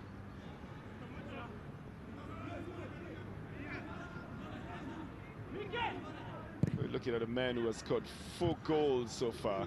That's a better ball to Munyao if he can keep control of it. Easily dispossessed by Arthur Weyula. Well, they managed to keep it in play, or at least that's what I thought. The referee says no, it already had gone out of the field of play. It's going to be a throw-in, and it's going to be for Ligindogo. 30 minutes of play gone, Gilbert, in the Go TV Shield presented by SuperSport. What's your analysis of it? Well, we've not had any clear-cut chances created by both teams, apart from, you know, that one corner kick by Moyas into the Ligindogo side. I mean, by Ligindogo into the Moyas half. But again, it has all been football in the center of the pitch, not really opening up very well.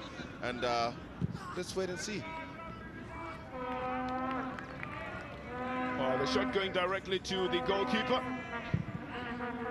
And the build-up beginning from the Moyas side. Ugo Chukwu. Well, he's got good physique for a central defender. And he's making good use of it as well. Cassidy penalized for that push on Sven Yida. And coach Kisko Karaoke knows that he's got to have his men play a little bit harder up front. They haven't really created the chances. They haven't had a shot towards goal. And after 31 minutes, Gilbert, a coach would definitely want to get a little bit worried, wouldn't he? Well, I think, as we said before in our analysis, that Moyas have been doing very, very well, especially in their league, in the Zone A Group 1. They are sitting at the top of the table. But again, Ligindogo has come in very, very tactfully, and they've matched Moyas one-on-one, and they've been actually on the ascendancy in this particular game in the last 10 minutes. So we expect that one goal would change the dynamics of this game. The battle for midfield control continues. Sadusi playing it to Ruben Amunyao, then getting support from behind, but that was bound to happen. Ugo Chukwu cuts it away from Alex Libese and sends it out for a throw-in. That's Cassidy again.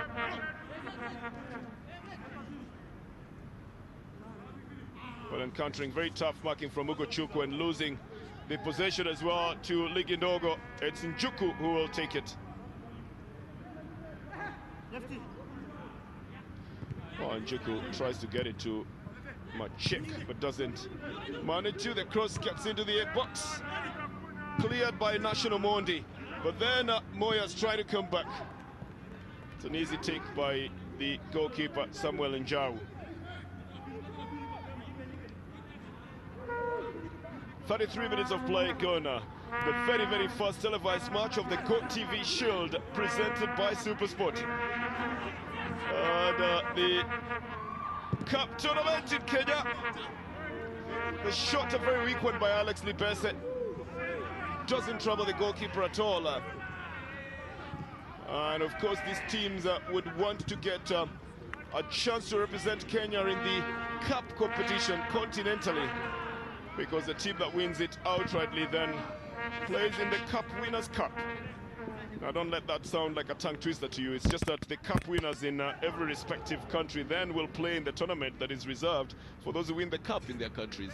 And that would be a continental tournament, similar to the one that was won in 1987 by Gor Mahia. Gilbert, you were a player that time, weren't you? A player was more of an observer. Those are the days when you really had very good players, you know, out there for Kenya and for the national team. Oh, it's Cassidy trying to bring it down on the left side. Goes for a shot himself. The goalkeeper had already left his line, but Cassidy doesn't put that ball into the net. Oh, well, nice technique in trying to confuse the defenders as well, but a very abrupt shot. The goalkeeper thought that he was going to go out for a cross. Well, you would blame Arthur Ayula with a massive experience from a top club in the country. I think he should have closed him down in order for him to at least deny him that particular space and time to be able to kick that ball. But that was a very good execution there by Cassidy Lumumba. Bernard would call it a good technique. And a good tactic as well. Well, waylay the defense and make it look like you're going for a cross and then go straight for a shot at goal. Tactic. Again, back in the midfield, and Cassidy then is denied here. I think the referee plays the advantage to Ligindogo.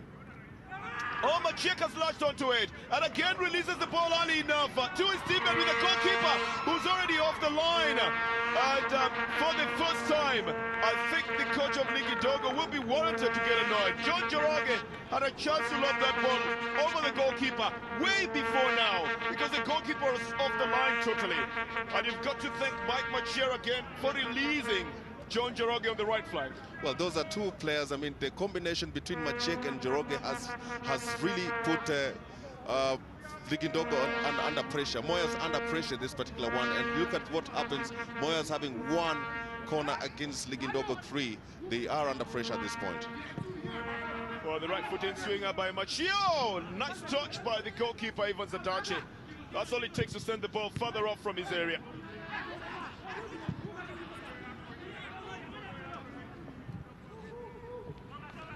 And then the transition takes the ball all the way back to the Ligindogo goalkeeper.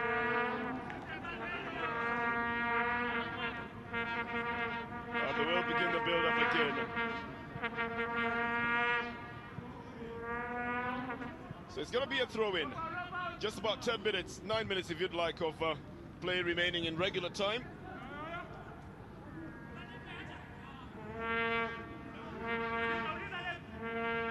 And a throw-in taken by the Moya side. Zhao, rather than Juku, then quickly removes it from the area. The build-up is with the Moya side, and on the right side they got Ruben Munyao having changed sides as well and trying to partner with Katsiri Lumumba. Then of course that means that Alex Libese will have come to the left together with Sanusi Kola. That's Sanusi. A better idea to remove the ball from the area by Samuel Machio. And moving forward by Collins Odawa. Joroge then manages to get it back to Collins Odawa, and a shot, well, took it as a cross and carved it right out of that danger area.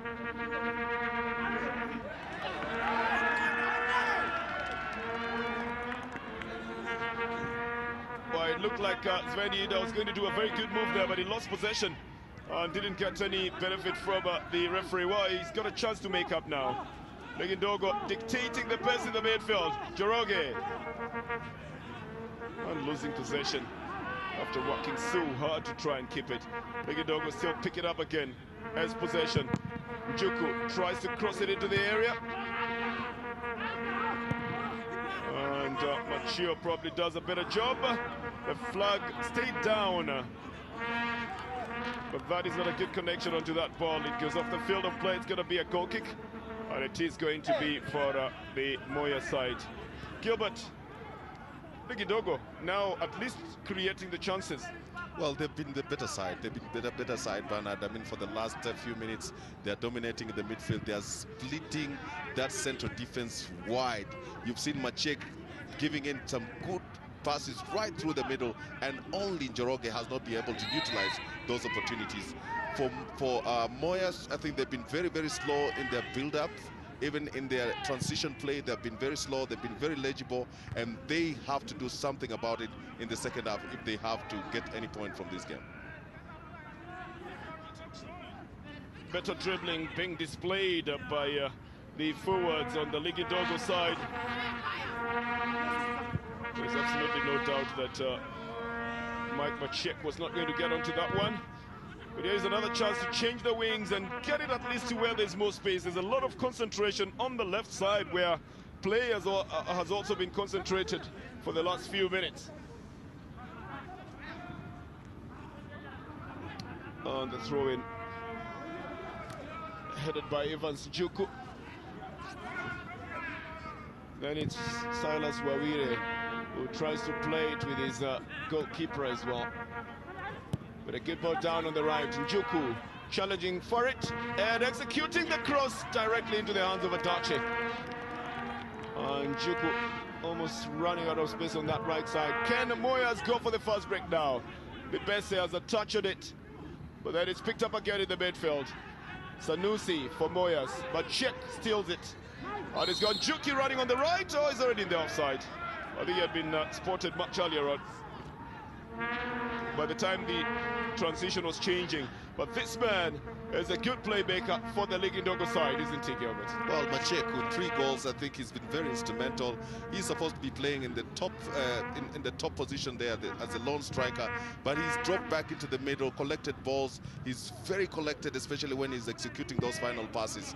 He's a guy that they will really have to put tabs on if they have to stop him from giving the penetration passes.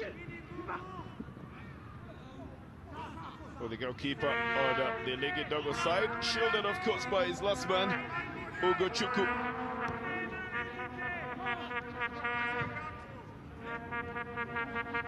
Looking like a well-drilled team, especially in the defense, the Ligindogo side. And the combination of the goalkeeper and Ugo Chukwu together with the man in jersey 4, Arthur Weyula, and the other defender, Philip, is really working for the Ligindogo side. Machio trying to cut into the midfield and then loses possession. And Moyas starting the build-up on their side. This is Munyao. Oh, beg your pardon. This is Samuel Karaoke, who's changed sides with Munyao. Goes for a shot. It's a weak shot. It will be of no consequence. It's going to be a goal kick. It's going to be for the Ligindogo side. So with just about 4 minutes of play in regular time in the first half, Gilbert, if you were the coach of Moyas, what would you tell them? Well, at this point, I think it's just try to hold on, at least go out of this the first half, the goalless draw here, and try to make amends, especially in the second half. Joroge then turns in a nice ball here. And the attempt for a touch by Machek doesn't quite work out. Joroge brought it in from the left side. This time round, it could have been the best one, but Machek was going for that touch. Just evaded him by a couple of inches. But at least it does well to try and intercept it for a goal, Gilbert. Well, those two guys have been a real pain in that central defense. They've turned the defenders in and out, and that was a very good move there by Njoroge, only to be missed by Machek, who has 3 goals to his credit and has played extremely well, especially in this first half of this game. Well, that's the other man in defense, National Mundi, for the Ligindogo side. So the 4 of them really working hard here. Oh, this is going to be a bad one. National Mundi, Arthur Weyula rather, the guilty man here, gets a yellow card for that very deliberate, almost looking like a headbutt on Alex Libese.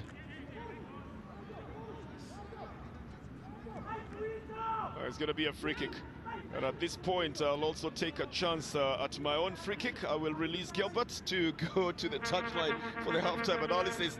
I'll take you through the last 2 minutes of regular time in this one. The goalkeeper, Samuel Jao, getting himself ready for this one.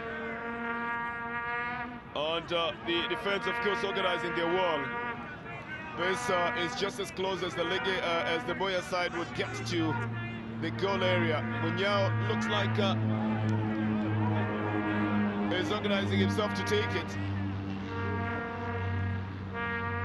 And Mr. Isaac Ocheng, the central referee, says this is the distance and this is how you do your wall now.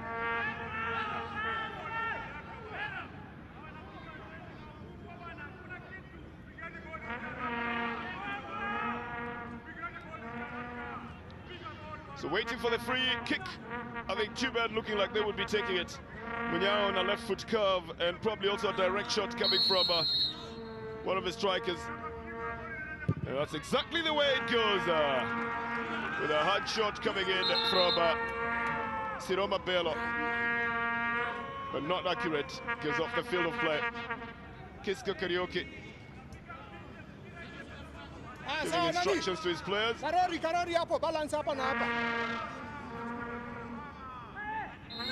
think Mr. Isaac Ocheng has signaled to the assistant referee that one of the players had something illegal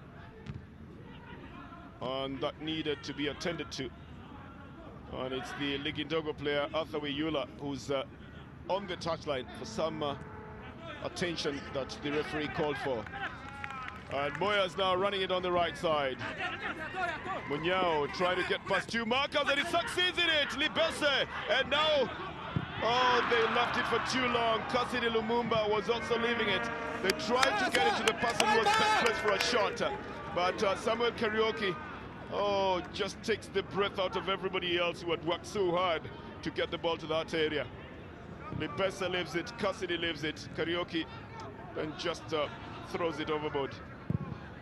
Njuku trying to send it forward. We'll play 1 minute of added time in this one. And a spirited defense coming in from the last man on the Moyas side. Silas Wawire. As Ligidogo again bringing the cross. That's an easy take by Evans Adache, but that's because it had already got off the field of play. And it is looking like it's going to remain like that. That's the halftime whistle. At least at halftime, the scoreline has remained at 0-0, with the chances having been created more by the Ligindogo side, surprisingly. Although Moyas would have looked like they were dominating play. The shots at goal coming in earlier from Ligindogo and then later coming in from Moyas. But 0-0 is a scoreline at the moment, and it doesn't tell the full story. It just says that there's more that can be done, especially in the second half, to try and see who will take the win in this one. But from the Nairobi City Stadium, it's a GoTV Shield presented by Supersport. Moyas 0 and Ligindogo 0.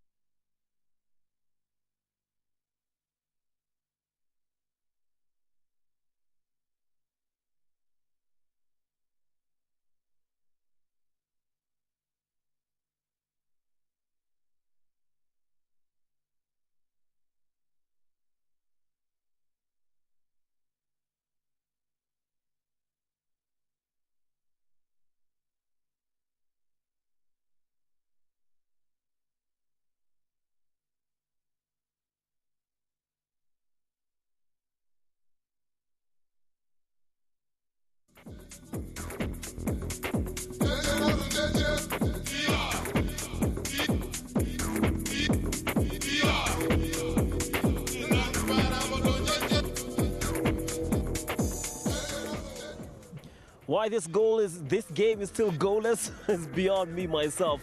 Currently, Moyas, Ligindogo, great 45 minutes, opportunities galore, but the problem has been in the league, and as is the case in this game, up front, very, very blunt. They've been dependent on their midfields, both sides. Their strikers, though, it's been a goal drought that they'll probably be wanting to get rid of very soon.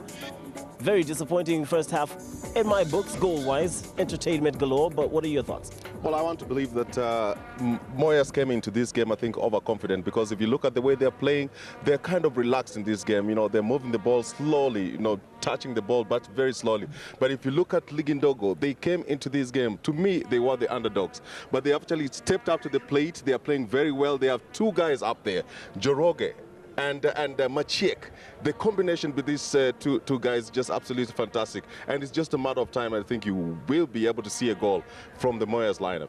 Njoroge has been sensational, even in the league. For this team, he's been performing at top quality, top level performance. But, you know, Ligindogo looking stable at the back, not so shaky, but up front. Same story as Moyas. Well, I think Moyas came into this game packing their midfield, but if you look at what has happened is that they're being split into halves, especially anytime that Machiek has the ball. He wants to put the balls right through the central defense, and it has worked more than 3 times. The only main undoing at this point has been Njoroge. He has not been able to see the back of the net. But absolutely fantastic football. You criticize the front line of Moyas, but you're taking a lot away from the back line of Ligindogo. Well, I think Ligindogo, I mean, have been absolutely fantastic.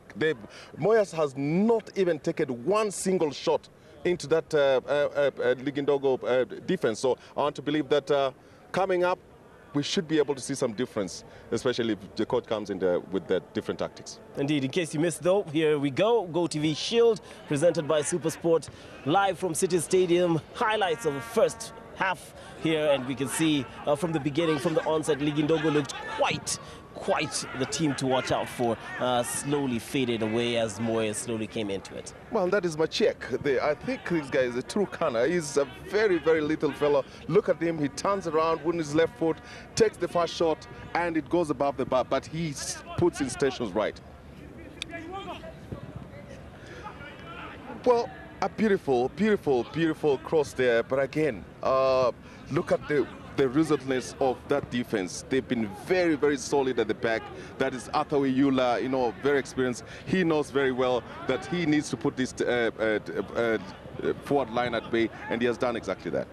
A bit of scrappy football through the first half, early on in the first half, as the two teams try to settle here, settle down some nerves. It's the first live game for them. It is the new cup, so to speak, GoTV live on both GoTV and SuperSport, your World of Champions. So, you know, we expected these nerves, but it settled down slowly. Maybe we'll see a better performance in the second half. Opportunities galore, like this one was absolutely grabbing the big guy, Lumumba there, Cassidy, turning Athawi in and out. But again, his shot let him down. But that was a good try for them.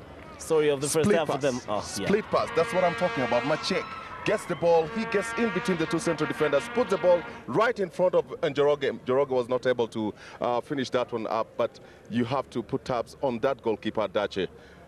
Did very well to come out and thwart that effort. But check Njoroge, the story of the first half seems to have lied right there with them. When you take a look at what the numbers say, same story here. Well, Ligindogo have been on the ascendancy. They've shot 8 times and 3 going on target. It shows you that they have the intention of at least going up. But look at the fouls, 7 against 7. It has been ruthless in the midfield. And the offsides, 3 against 2. Look at the possession, 52-48. Not very bad. It's pretty close. The Moyas on top. But again, Ligindogo have had the ascendancy in terms of the shots at goal. Yeah, with the midfield patch with up to probably at one time 9 to 10 players in that midfield, depending on the formation these two teams are playing. We expect it to be a very rough game. A lot of passing is what we expected from Ligindogo, from you. The 3 players you mentioned at the start there, the impact players, what do you think they have performed? Let's rate them now.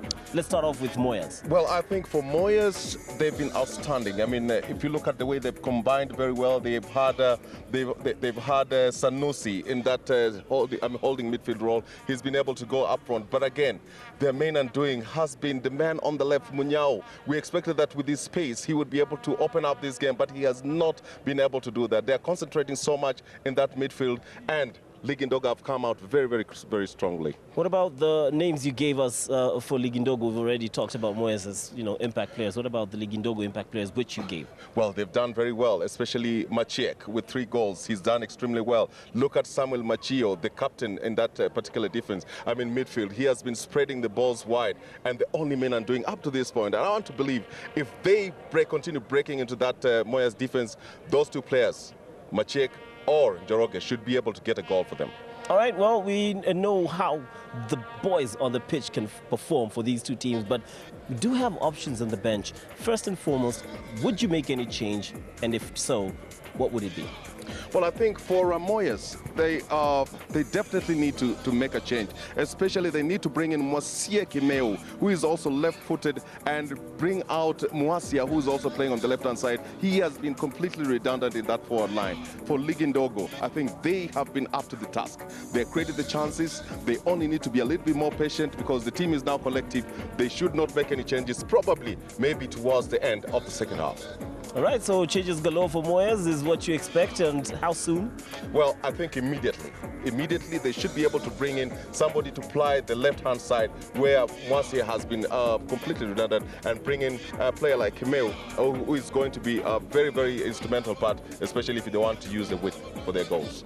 So there you've heard it from Gilbert Selebua. Basically, those are the options they have on the bench. Moyas expect changes possibly soon as the start of the second half, or maybe early on. As for Ligindogo, it's been pretty good. All they need to exercise right now is patience. From what you've seen, it is the first live game of the Go TV Shield presented by SuperSport. Are you impressed? And who do you think should walk away a worthy opponent here? Well, I think for me, Ligindogo has been the better side, and I think if they continue doing what they're doing, being consistent in their movements, you know, getting into the final third, making the necessary kind of passes, they should be able to run away with this game. But again, don't take anything away from Moyas. They could make a comeback. And they've never actually gone past this stage, Ligindogo. That's what the coach said. Well, both teams have never been past this stage. And as I said, there is 2 million shillings at stake. And, you know, representing the country in the Confederations Cup, that would be a plus. But Selebo, we must point out that getting past this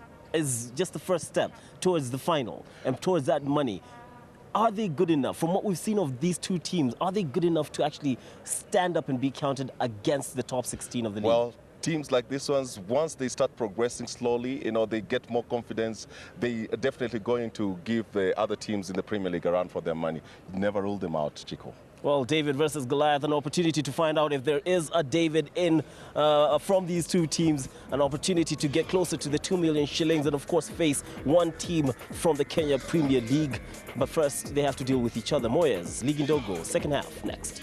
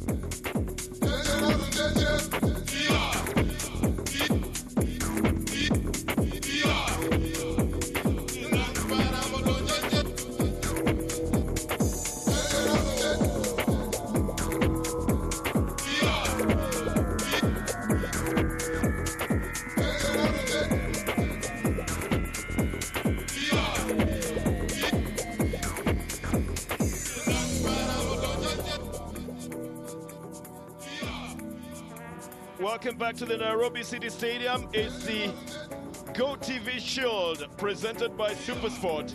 And the very first game to be televised live for you is Moyas versus Ligindogo. Of course, it's the second weekend of the tournament that was previously called Moi Golden Cup, also called President's Cup, and later on FKF Cup, and now the Go TV Shield. And a couple of matches well played. There will be 7 other matches being played over the weekend for the same. And you might just want to know that the 16 Premier League teams have been given a bye into the second round of the tournament. That means there will be awaiting 16 teams from the knockout phase to play those Premier League teams. At the same time, 4 teams will be seeded.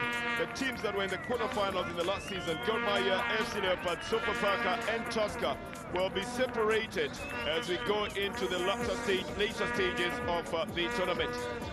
So at the round of 48, then we had a couple of very colorful results as well that were registered, and we're waiting for the results of this one as well.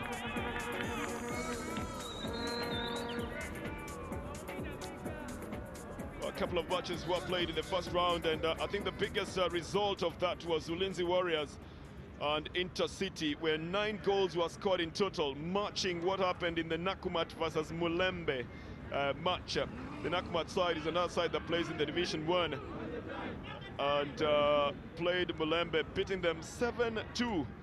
Well, it must be said as well that the knockout tournament, in the knockout stages, there's been big results that have been notched.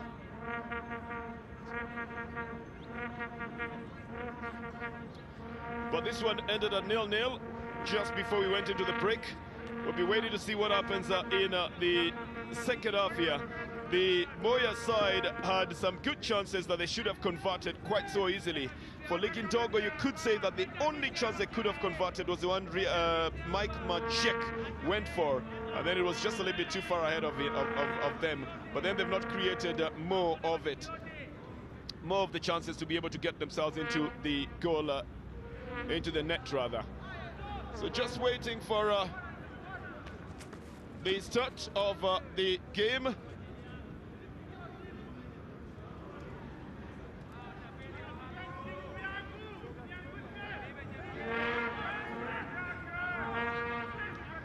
I think the referee just intimating that there's somebody in the field of play who's not supposed to be there, and the center referee insisting that he must be walked out of the field of play. How he got into the field is something might be difficult to understand, but well, the security operators will be handling that situation as we await the restart of the second half of this match. A substitution in the offing as well for the Moya side, and Billy Jackson coming in for Ruben Munyao. And unless something happened to Ruben Munyao, I did think that he was doing some very good runs on the left side. Whether Billy Jackson will be able to complement what Munyao was doing on that side is something we'll wait to see in the second half.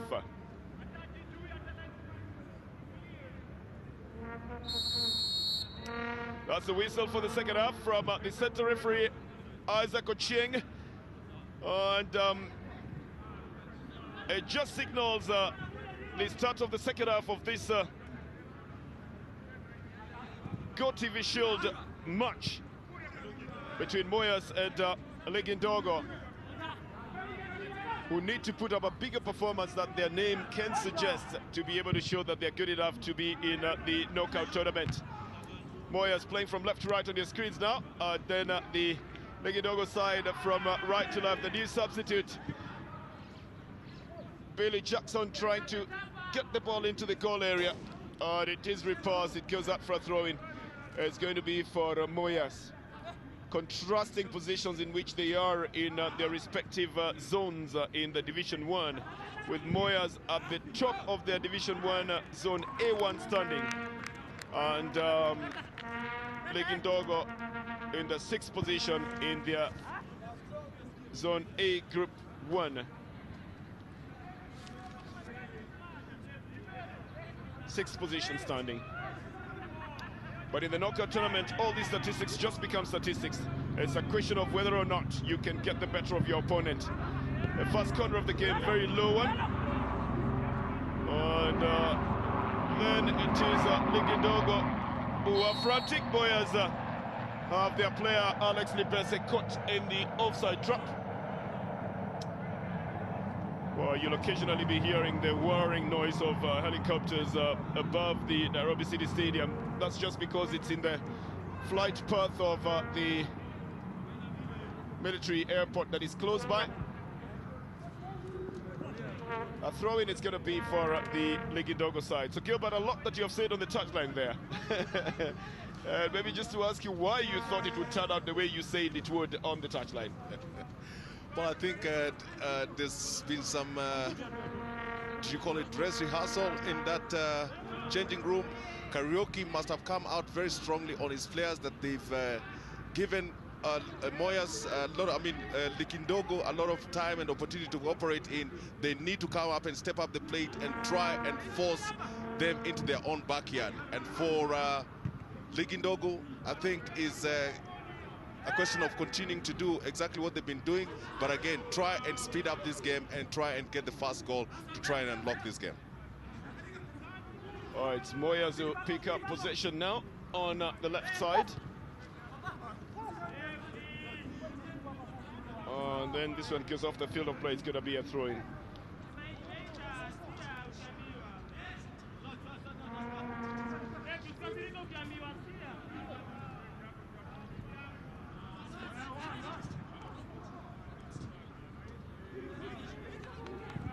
It's out of the left now. This is the very first attempt that they're bringing in the area, trying to claim for a handball and not getting it. Evans Adachi quick to go into that one and to start the build-up for the Moyas side. Oh, they're looking a little bit more dominant. Billy Jackson intercepted and loses possession. The throw-in is for Ligindogo.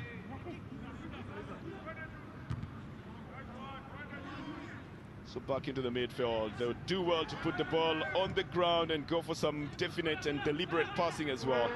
Zanussi, and ultimately playing it to Richard Olo. Well, Zanussi easily picking that one up and spreading it out into the midfield. Now Siroma Bello then gives it out to the left. Oh, he kept possession, didn't he? Mike Macheka with some good dribbling. And out on the right now.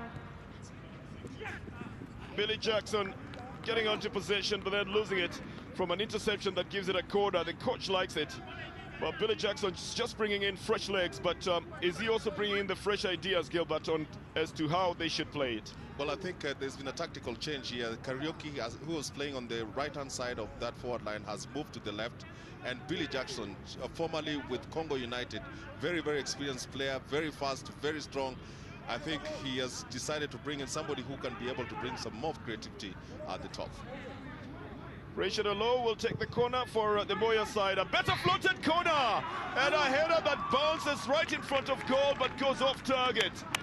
The coach seems to think that this is the way to go at the moment, and is quite happy with it, Gilbert. Well, that is a fast touch there. Beautiful floated corner there by Moreu, and look at Billy.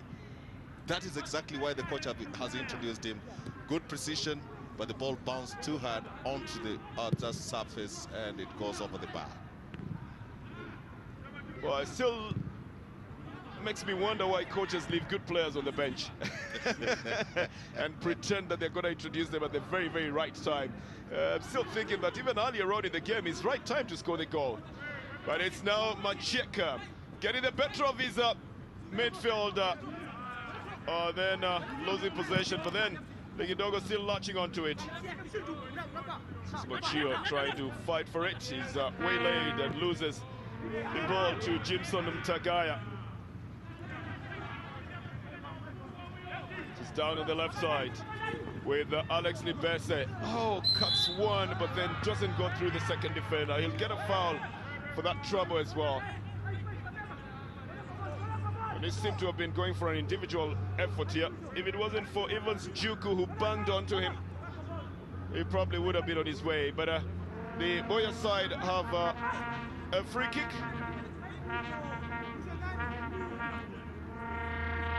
With Evans Adachi organizing his wall and wanting his men to shield him from potential danger.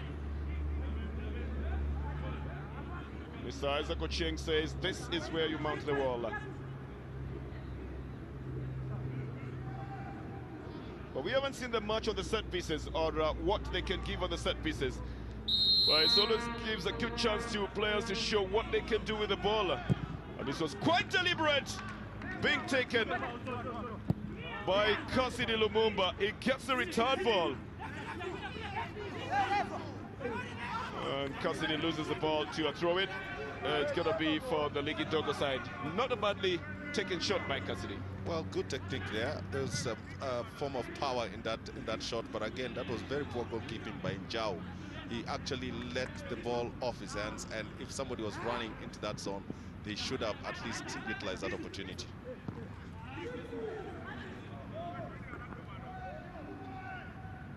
Samuel Njau, the Ligi Dogo goalkeeper. Evans Adachi is the goalkeeper on the other end.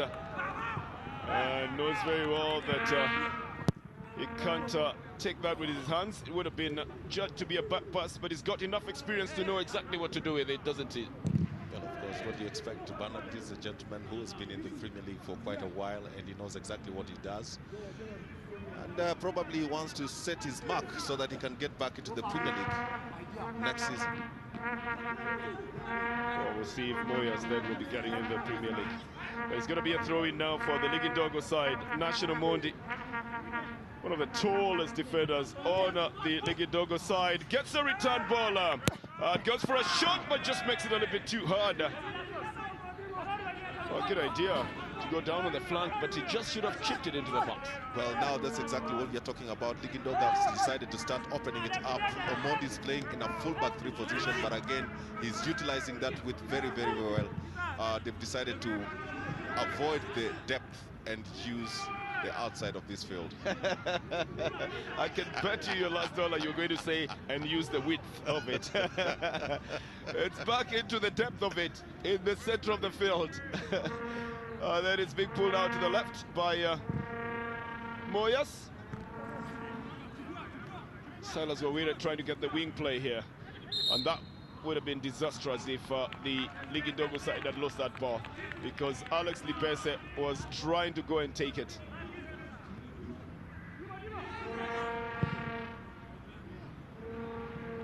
It's Njau who starts the build-up on the left. And the overlapping National Mondi now with a better shot towards the right flank. And Njoroge trying to get onto it. The contact is with Njoroge last, so it's going to be a throw-in for the Moya side. But certainly after playing 54 minutes, Gilbert, you would have wanted to see a goal, wouldn't you? Well, I think both teams have realized that they cannot continue playing a lot of balls in the middle, and they have decided to open up the game. And you should be able to see a goal coming anytime from now, because now there is a lot of movement inside that final third of both teams. Would you know at exactly what moment, Gilbert? Time will tell. Time will tell, but you say we should be able to see it any time now. Okay, at least before the 90th minute. Picked up by Moyas again. The build-ups are looking good, especially in the middle of the field. The final third is letting both sides down. Nashon doing the spade work, but Chip now, well, took a little time to think about whether he wanted to take it as a cross or he wanted to go for the shot. And then he denies Njoroge the chance to go forward and go straight for a shot. The result is that it goes overboard. Back in the midfield, and Siroma Bello with an execution that is not so good. They lose possession again. I think the team that scores at about now will have a very, very big advantage in this game, Gilbert. Not just because of the goal, but judging by the way it's being played mostly in the midfield, it could go to the 90 minutes at 0-0. If you are able to get a goal now and the game remains the way it is, then you've got the advantage. You pretty much got the advantage, and definitely if you get a goal right now, it will mean that the other team has to open up even more, try to push more people forward, and having their backline bare, and therefore they become very vulnerable. That is Sanusi. And then Siroma Bello sends it out to the left, but Nashon picks it up. They need to just have enough men on that flank. It's working for them. This is a foul on Svel Yida. And Ligindogo just need to use that left flank here, but they have enough space there. They're stringing the passes correctly there. They just need one more person to complement the moves. Well, I think by Omondi, who's playing actually on the left wing, left defense, but joining into the attack, it means that Yator has to move a little bit on the inside and try and support the striking, which he has not done up to this point.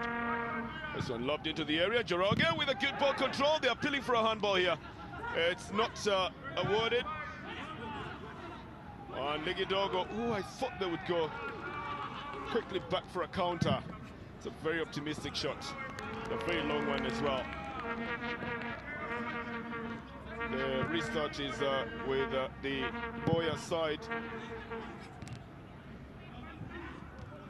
I think the Moyas side is finding a little bit of trouble going through that midfield at the moment. The Ligidogo side seems to be dictating the pace in there. This is Mike with a lovely through ball. And the turn in, the goalkeeper Adache is the first one to get there. But it's opening up for the Ligindogo side, isn't it? Well, they've changed their formation here. Now they've started to use their wing backs, and it means that they have more width to their side at this point into their game. And Moyas, who were playing with the 3 guys in the middle, have decided to play with 2 players, and that's the reason why Ligindogo is getting a lot of inroads, especially through that middle towards the outside. A free kick already taken for Moyas. Now they realize they've got space on that left side, and a good stop as well. They've got a good run down on the flanker. This is oh, the shot that is just too optimistic by Lipese. Former national team coach Francis Kimanzi, who's also a former Mathare United player and coach as well, together with Ouma, the Sofapaka coach, all watching this game. Oyando as well on the left side of your picture. And just tells you that they've come to find out what this is. There's another man there as well with Ouma, Gilbert. Well, those are just soccer fanatics. I think they like sitting around the big names. So. Well, one of the ways to get noticed, Gilbert, is you must hang around the right people. The big boys. Well, you get onto television by just hanging around them like that. So it's a tact, or is it a technique? This is going to be a throw-in for the Ligidogo side. And one of the techniques they use is to throw the ball right into the goal area, which is one that has been learned very well even by the younger players. Njuku sends it right in. And Mr. Machek just doesn't go for that one. Seems to be clutching onto his arm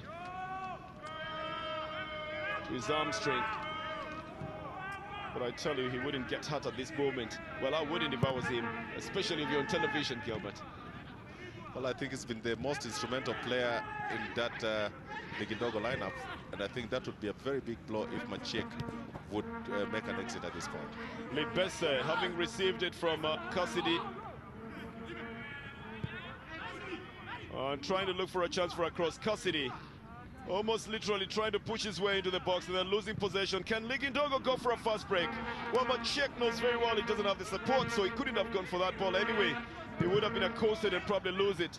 It's a better ball for Moyas now, with a good run on the right side. The new substitute just put it in the net! Yes, it is Billy Jackson!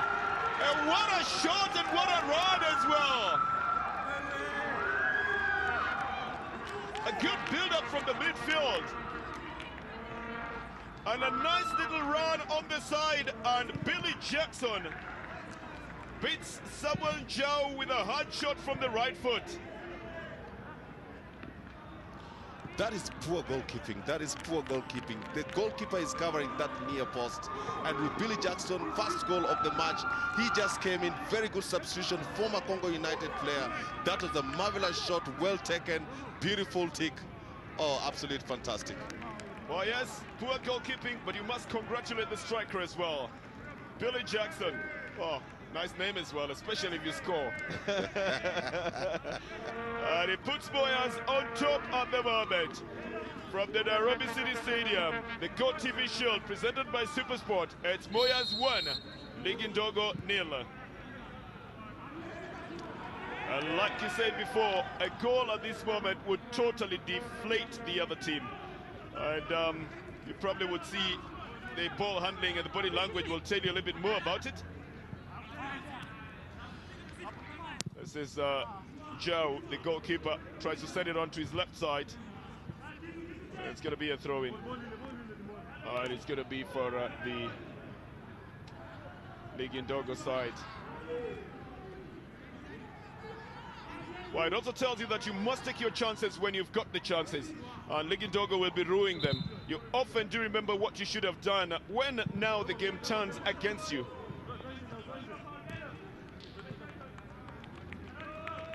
It's going to be a throw-in for Ligindogo. Oh, Machek is already winning funds on the side stands for Ligindogo. But he's a brilliant ball player as well. Not so well gifted with speed, but he is well endowed with tact and what Gidbald would call technique as well.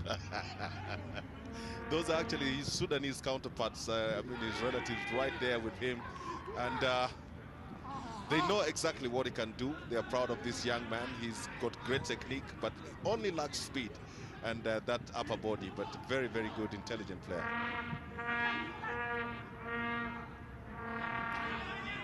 Picked up in the midfield again by Moyas.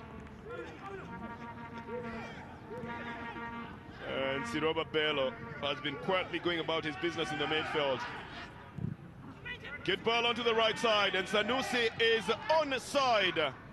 Returns it, good stop as well. And Jackson wants to be a superstar. And the coach thinks he might be a superstar. Well, Jackson with a shot towards goal, but this time not on target. I thought that if there's anyone who should be having more fans at the stadium, it should be Jackson then, Gilbert. Well, I think that was a very good substitution there by Karaoke. I mean, good execution there. But again, look at Jackson. Natural instincts, he's a predator. He gets any little chance, he wants to shoot at goal. And that's the kind of striker that Moyas needed in this particular half to try and lock this game.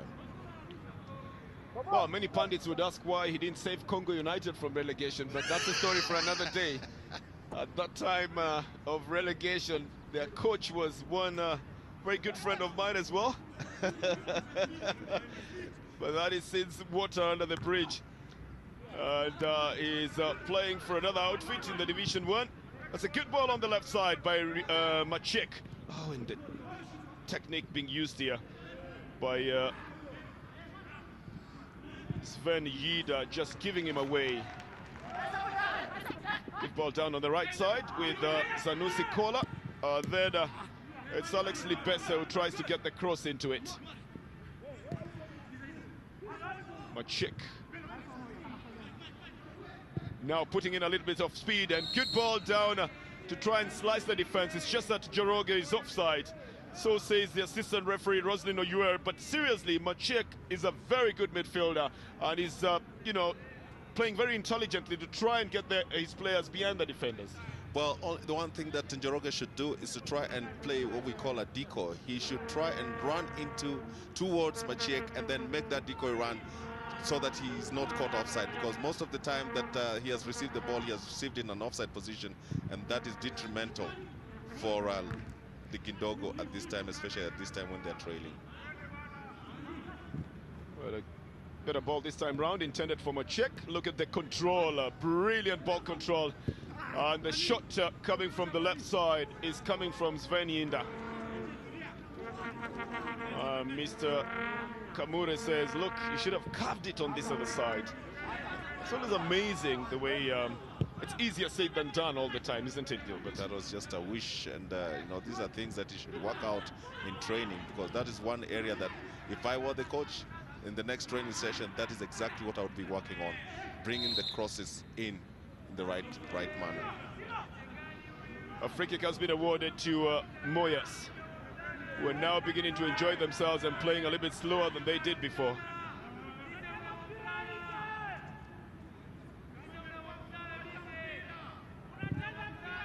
Massively big boot from the right side.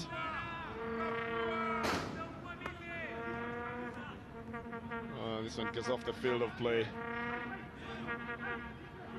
And some very casual interaction by the players of both sides while waiting for that throw-in. It's Cassidy.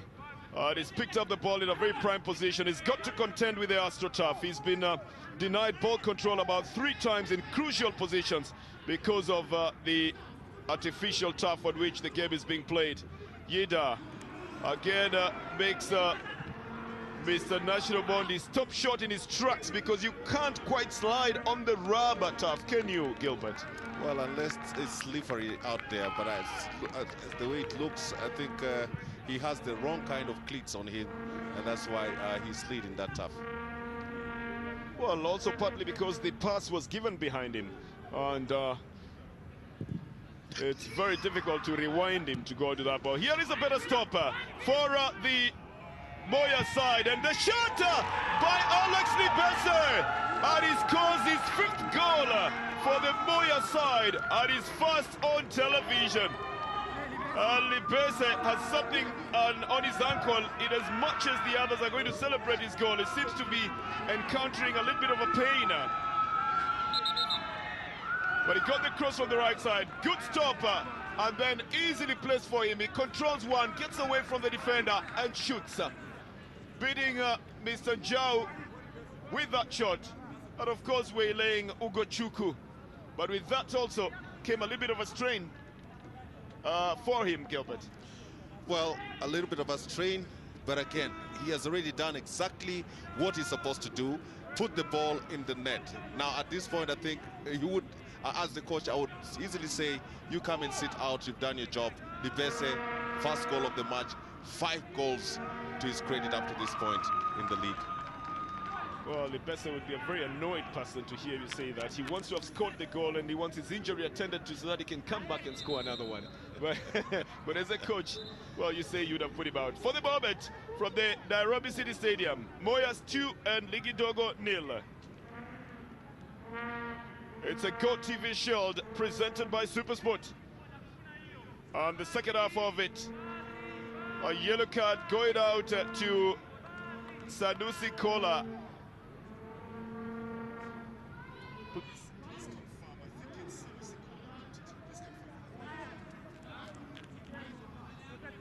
And it would be quite unnecessary at about this time. It must be something that is said to the referee, because it's totally off the ball incident.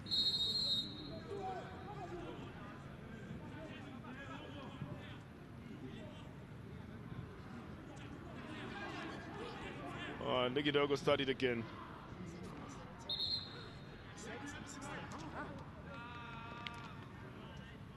And it must be Siroma Bello who was yellow carded by the referee,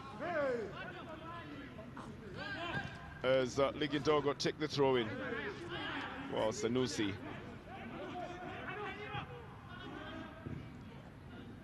And Mr. Cassidy Lumumba will get the benefit of that foul. Totally lifted off his feet at that moment. Gonna be another throw-in, and a bad throw coming in from National Mondi. The referee today has really clamped down on those fouls. Very simple ones, and which form the basics, don't they, Gilbert? The throw-ins, the foul throws. Well, those are basic things that are supposed to be taught when you're growing up, and for a player of this magnitude to not to be able to get those basics, then it gives the coach sleepless nights, that you can have a player at this level who can not be able to throw the ball very well. Machik with a good ball onto the left side. This time round, opting not to go for a direct shot. And a big clearance coming in from Richard Olo. But Ligindogo still get onto the ball. Nice ball control, but the chance to shoot from the captain doesn't come easily. And Samuel Machio, with the experience that he's got, should have known how to control and then shoot immediately without waiting for the ball to come down. This is Njuku, who loses it to the Moyas defense. It's picked up by Silas Wawire. And Omondi Odeng then sends it onto the right side. One of the few players who's been able to hold and dribble the ball and pass at the same time, Sanusi Kola. Although this time round, again, the Ligindogo side pick up that loose ball, and this one hits the crossbar. There are two players who are trying to go for a header. I think just that desperation at that moment. Machiek started it all, but they don't finish it off because it ends up being offside as well. You couldn't quite pinpoint what the problem was at this time, Gilbert, could you? I think at this point, Adache fell on his back from a thunderous shot by Machiek. Look at that goal. Good precision. Oh, that was a fantastic goal. Goalkeeper, near post. Jackson. That was a good pass. Concentration, goalkeeper near post. No chance at all. But again, where was the Ligindogo defense? Where was it? Well, I think for Billy Jackson, it was just that very crowning moment. You come in as a substitute and then you actually pick up a loose ball. But this one was even better coming in from Alex Libese. He puts it away from Samuel Njau. But that's after he has turned Igo Chuku inside out. And in as much as he pulled something in his ankle after that shot, I think it was something that had so good, if there is a phrase like that. The pain, what the trouble that he went through. And I'm not sure if he has been able to stay into the game. Seems like another substitute for the Moya side, and Samuel Kavudi comes into play in place of Kola Sanusi.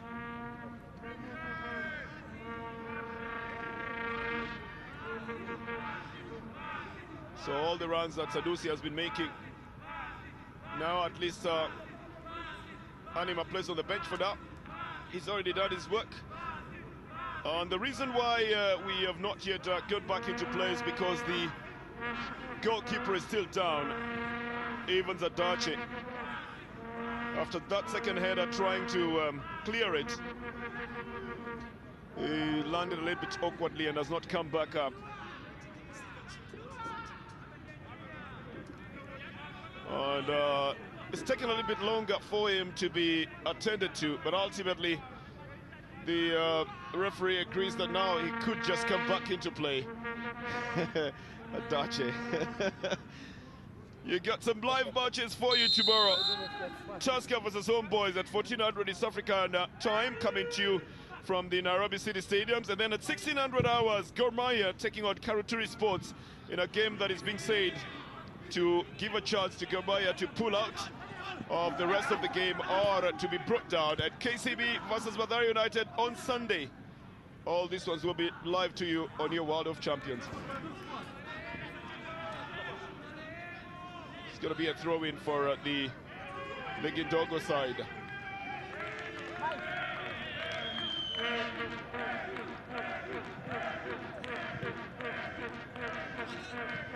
I think it will just be a matter of time before Ligindogo produces a bigger performance and break into the big league as well, rather than be confined into the small league as their name attests. Now another chance here for the man who scored the second goal for the Moya side. I think the goalkeeper is injured in the process as Alex Libese tries to get the ball over Njau. There is the contact that is causing Mr. Njau a lot of pain here. That's Libese trying to push the ball away, and it's actually the goalkeeper who's advancing, who bangs himself into Libese.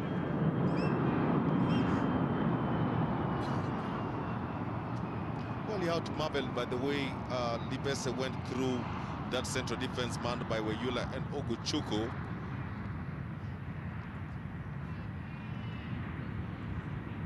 But again, very well kept there by Jao in that goal, in the Ligi Dogo goal. It would have been a different story at this point. Well, Jao did the right thing to come off his line, but then it's just that contact there. And I think that even Libese himself is not looking very well. And the fans might also be seeing it from the other side. Sunday, you've got FC Leopards versus Super Packer as well. 17:15 East African time. And you need to put that on your diary as a very fun-filled weekend for you. Full of soccer action Saturday and Sunday. Some moments of anxiety for the fans here as another substitution is done by Ligi Ndogo. And this is Edgar Odhiambo, who is coming in to play now.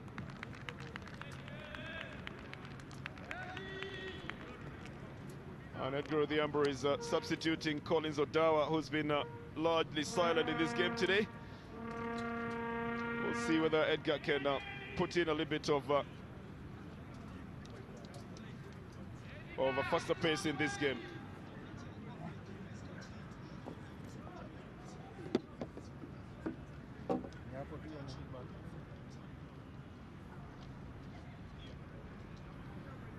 Well, they'll be outlining exactly how they are going to go through this. The goalkeeper, well, he's in one piece.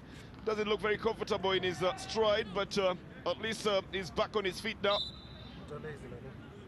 And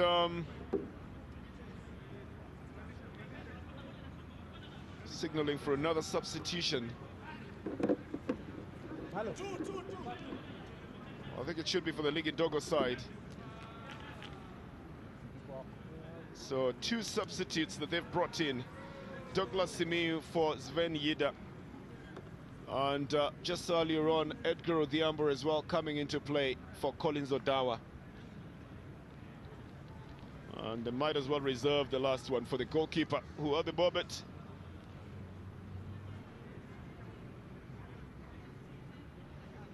looks good and seems to be getting ready to continue with the game.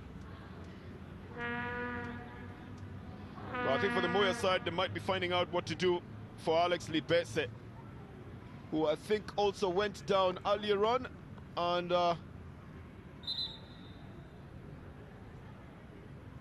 is probably going to be substituted because another player has come into play, Marvin Mwangi, and Alex Libese, confirmation there that he will be staying on the bench and not coming out after scoring the second goal for the Moyas side.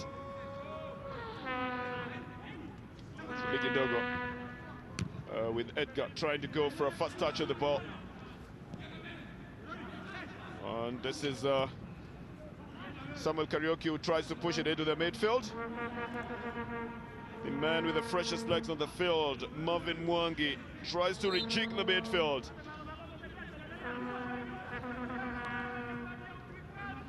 And as course an infringement, it's going to be a free kick for Ligi Ndogo. We've got just about 11 minutes, well, 21 minutes of play.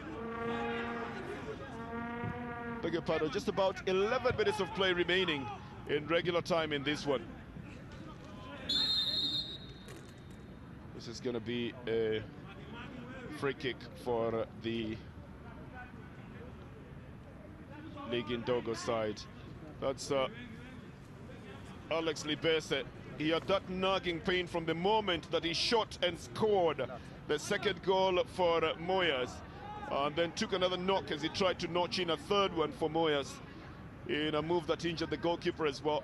But happily, the goalkeeper is back on his field, and happily Libese is receiving treatment as well. It's a free kick.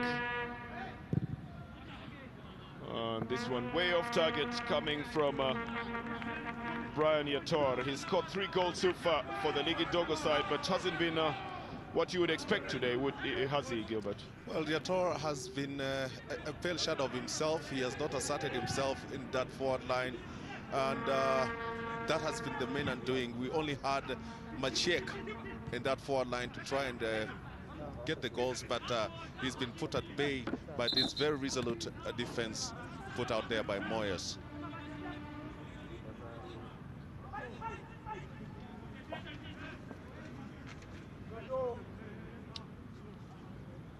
Now time starts ticking very quickly, especially so for the Ligindogo side.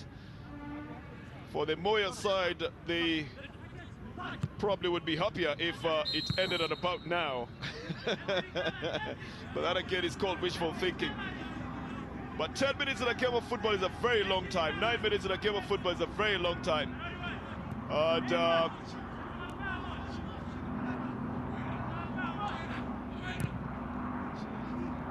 it would change things drastically. So it's not good to lie on the laurels at about this time. Well, I told you very nicely there'll be that continuous noise because we are in the flight path of the military airport close to the Nairobi City Stadium. The helicopters and the military planes do their landing as well. So occasionally we'll go into that little noise there. A yellow card has been dished out by the center referee.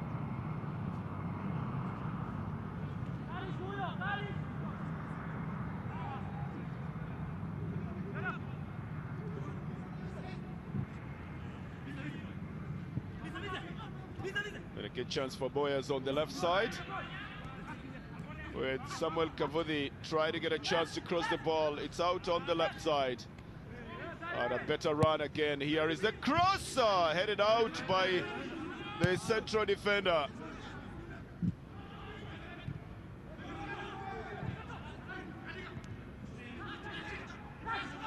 And then picked up by Cassidy, who sends the ball way out on the flanks. Good left, right foot shot, a punch shot you would say, by Samuel Kariuki, but it's not on target. He had a good idea on that right flank, didn't he? Well, I think Moyas have found it very, very easy for them to go through the Ligindogo defense.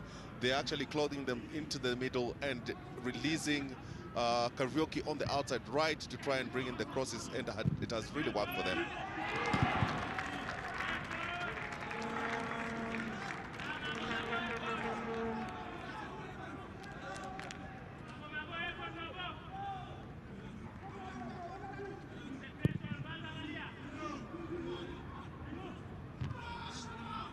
This shot just goes over the bar. The coach, of course, thought it was already in the net. And I think you must always compliment the coaches for having the most optimistic thinking all the time. Mr. Ugochukwu Philip is yellow carded.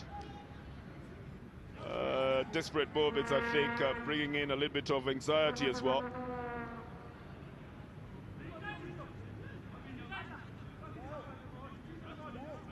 Six yellow cards in total in this game today. Moyas and Ligindogo. See Robert Bello having been yellow carded earlier on, and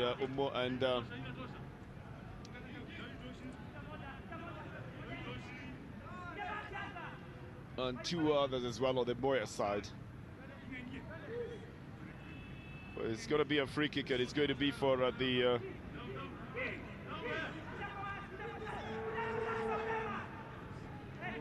going to be for Moyas.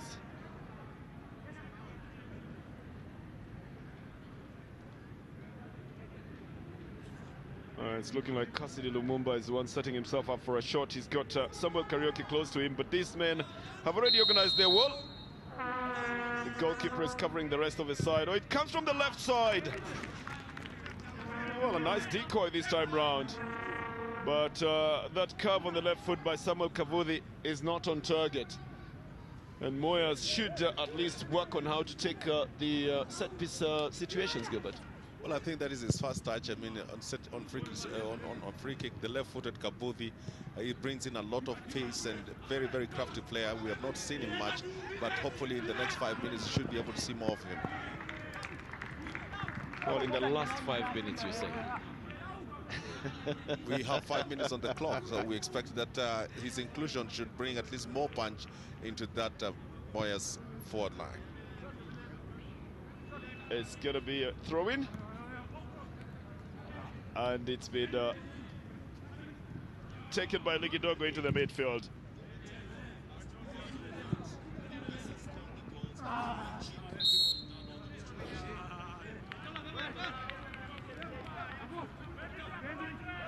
Going to be a throw in again for Ligidogo.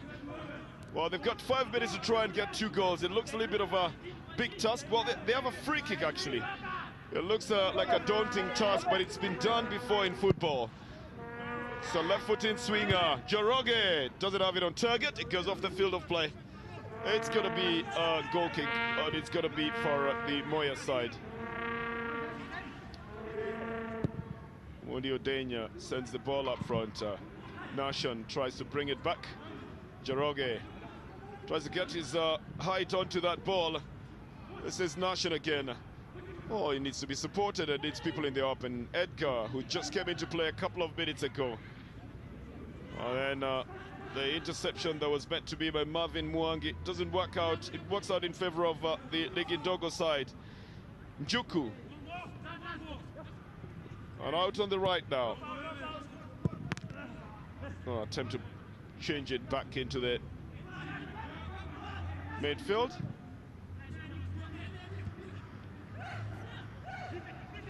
Oh, and then a better ball down on the left side for Moyas.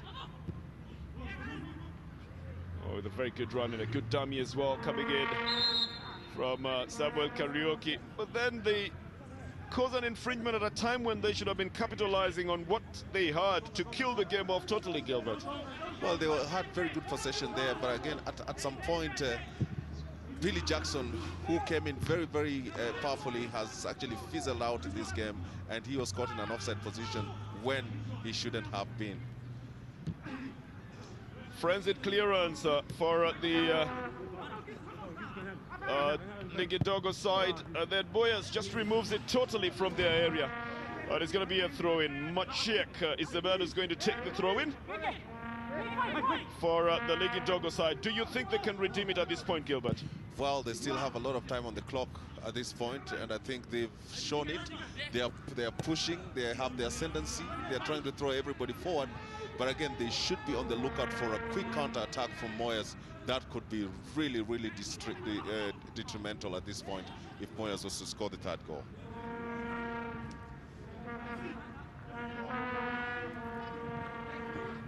Moyas have possession. And Mr. Dutch Evans starts the build-up from his side. This is pushed again onto the flanks, picked up by Nation. Goes out for a throw-in. And quickly taken by the Moyas side. Goes out again for a throw-in.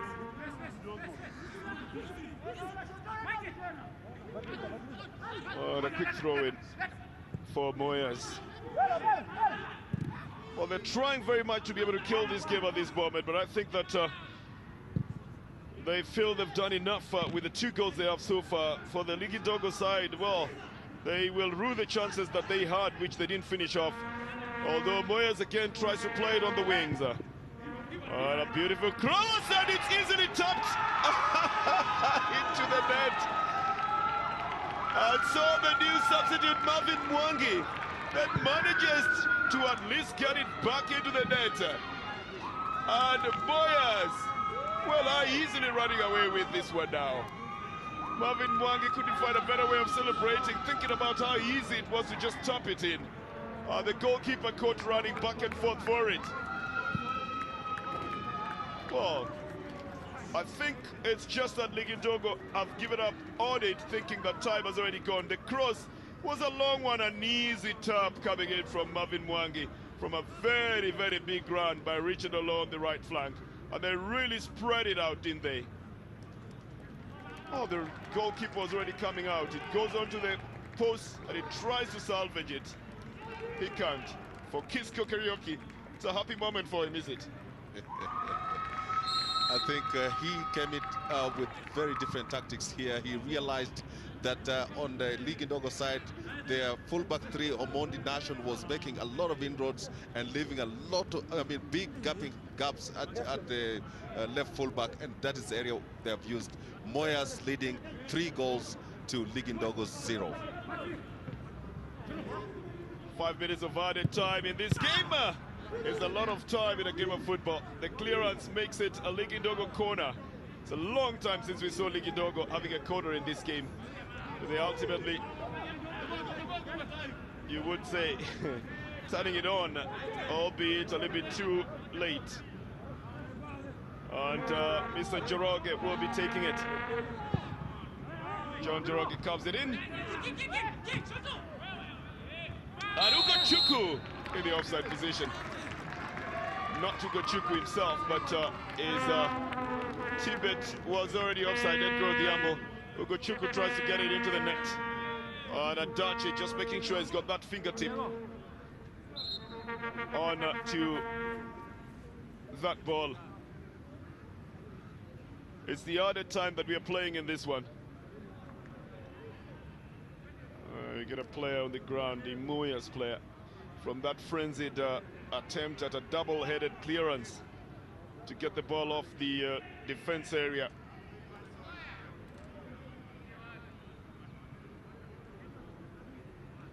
And that's what saved Adachi also from all the trouble in that goal area.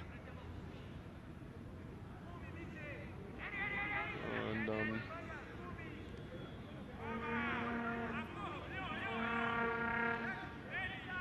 seems like being helped on to his feet, but he lands a little bit awkwardly on his left foot, and you can see it from here. I think he stretched himself so much as he was going up as well. Looks like a very stiff leg there and a stiff muscle as well. He latched himself very high up, and by the time he was coming back down, seems like the muscle had already cramped.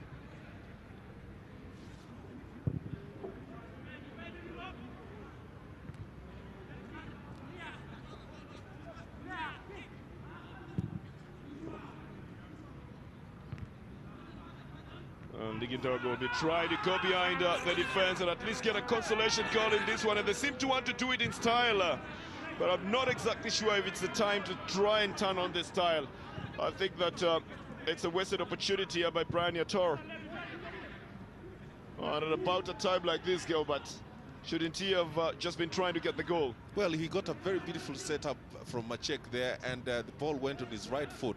And instead of just cutting through and cracking the shot, he decides to put it on his left, and that is where he lost it. That is very poor striking there by Brian Yator. He should have been doing a little bit better at this point. It's National Mondi who tries to set up Joroge, who's already out of the field of play. It's going to be a throw-in, and it's going to be for the Moyas side. It's the second weekend of the games in the GOAT TV Shield, presented by Supersport. And Moyas leading by 3-0 with very little time between them. And they're struggling Ligindogo in this game. Another 7 matches scheduled over the weekend around the country. And of course, after 50 years of cup competition, finally it is being put on the continental stage.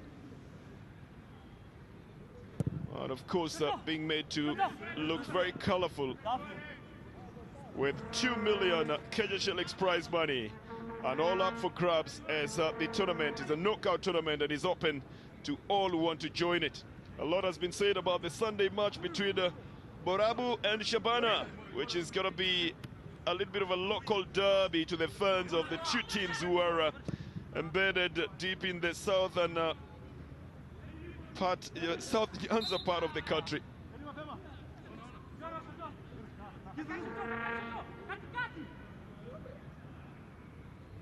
It's going to be a throw in this one, and it's going to be for Moyas. Well, that's the final whistle, and Moyas run away with it, 3-0, just for taking the chances that they had. And Kisco Karaoke, in one of his moments of glory for the Moyas side, confirming why he is at the top of the FKF Division 1's on A standings in the Division 1 league. But then Ligindogo just realizing that they need to have sharper strikers up front. They need to just see what they would want to do with the ball whenever they have it close there to go for the goals. Otherwise the chances get lost and they don't get them again. This was a very good chance earlier on for Billy Jackson, who came in as a substitute in the Moyas side. put through on the right side and goes for a very, very hard shot that beats goalkeeper Samuel Njau. And that would have put paid to all the misery that Ligi Dogo was going through. But then again, just a lapse of concentration and a shot here from Libese. Alex, who ultimately got injured from that very shot and was substituted, helped the Moyas side on. I think the easiest of them all was that little touch by the second half substitute Marvin Mwangi, who was quite happy to have sent the goalkeeper running all across the goal area, having come off his line, chasing this one into the net and trying to clear it. Then it doesn't work out for him, and it leaves Coach Kisco Karaoke a very, very happy coach indeed. So, in the GoTV Shield presented by Supersport from the Nairobi City Stadium, Moyas 3 and Ligi Ndogo 0. Well, there you go. Very emphatic victory for Moyas. Absolutely annihilating Ligi Ndogo, but shockingly for a lot of people, we have man of the match, one of the best players on the pitch coming from the losing side. I know it's a rare occasion across the world, but hey, very good game. What did you lose it though? Okay, maybe we should have put home our chances early in the first half because we really controlled it. Then in the second half, we a little bit slept and we considered some easy goals that took us out of the game and put them in. But I'll tell you what, your exploits, not just in this tournament, the GoTV Shield presented by Supersport, but also in the league, you've been phenomenal. What's the secret behind your performance, and what do you think you will be? Where do you think you'll be in the future? Okay, first of all, we need to thank our chairman and the coach. They really put in a lot of effort. We work hard like each and every day. So if we continue and learn from these mistakes, then I think we'll be better and we'll make it to the top 5 that is needed. Indeed, and I'm sure also getting into the top tier league is key. But for your efforts today, GoTV, in the GoTV Shield, GoTV decided to present you with this. It is a GoTV decoder, plug and play. There's an aerial in there, the entire setup. Plus, you can watch yourself later, and I know you follow the Kenya Premier League, so you can watch that very soon on Select 2. Congratulations. Thanks a lot. I really appreciate for this thing. It doesn't happen more often because we are the losing side. So GoTV, keep on the work. Thank you very much. We appreciate you. Congratulations. But check there, Mike Machek, man of the match in this sensational game, because we've seen some very, very enterprising football. 3-0 victory for Moyas. They go on. It is the end of the road yet again in the first round for Ligi Ndogo. But maybe next year they can go a step further. For right now, it's all about Moyas preparing for their clash with one of the top teams in the Kenya Premier League. And of course, we'll be covering that for you, GoTV, and your World of Champions from here, City Stadium. Victorious evening for Moyas, and it's bye-bye.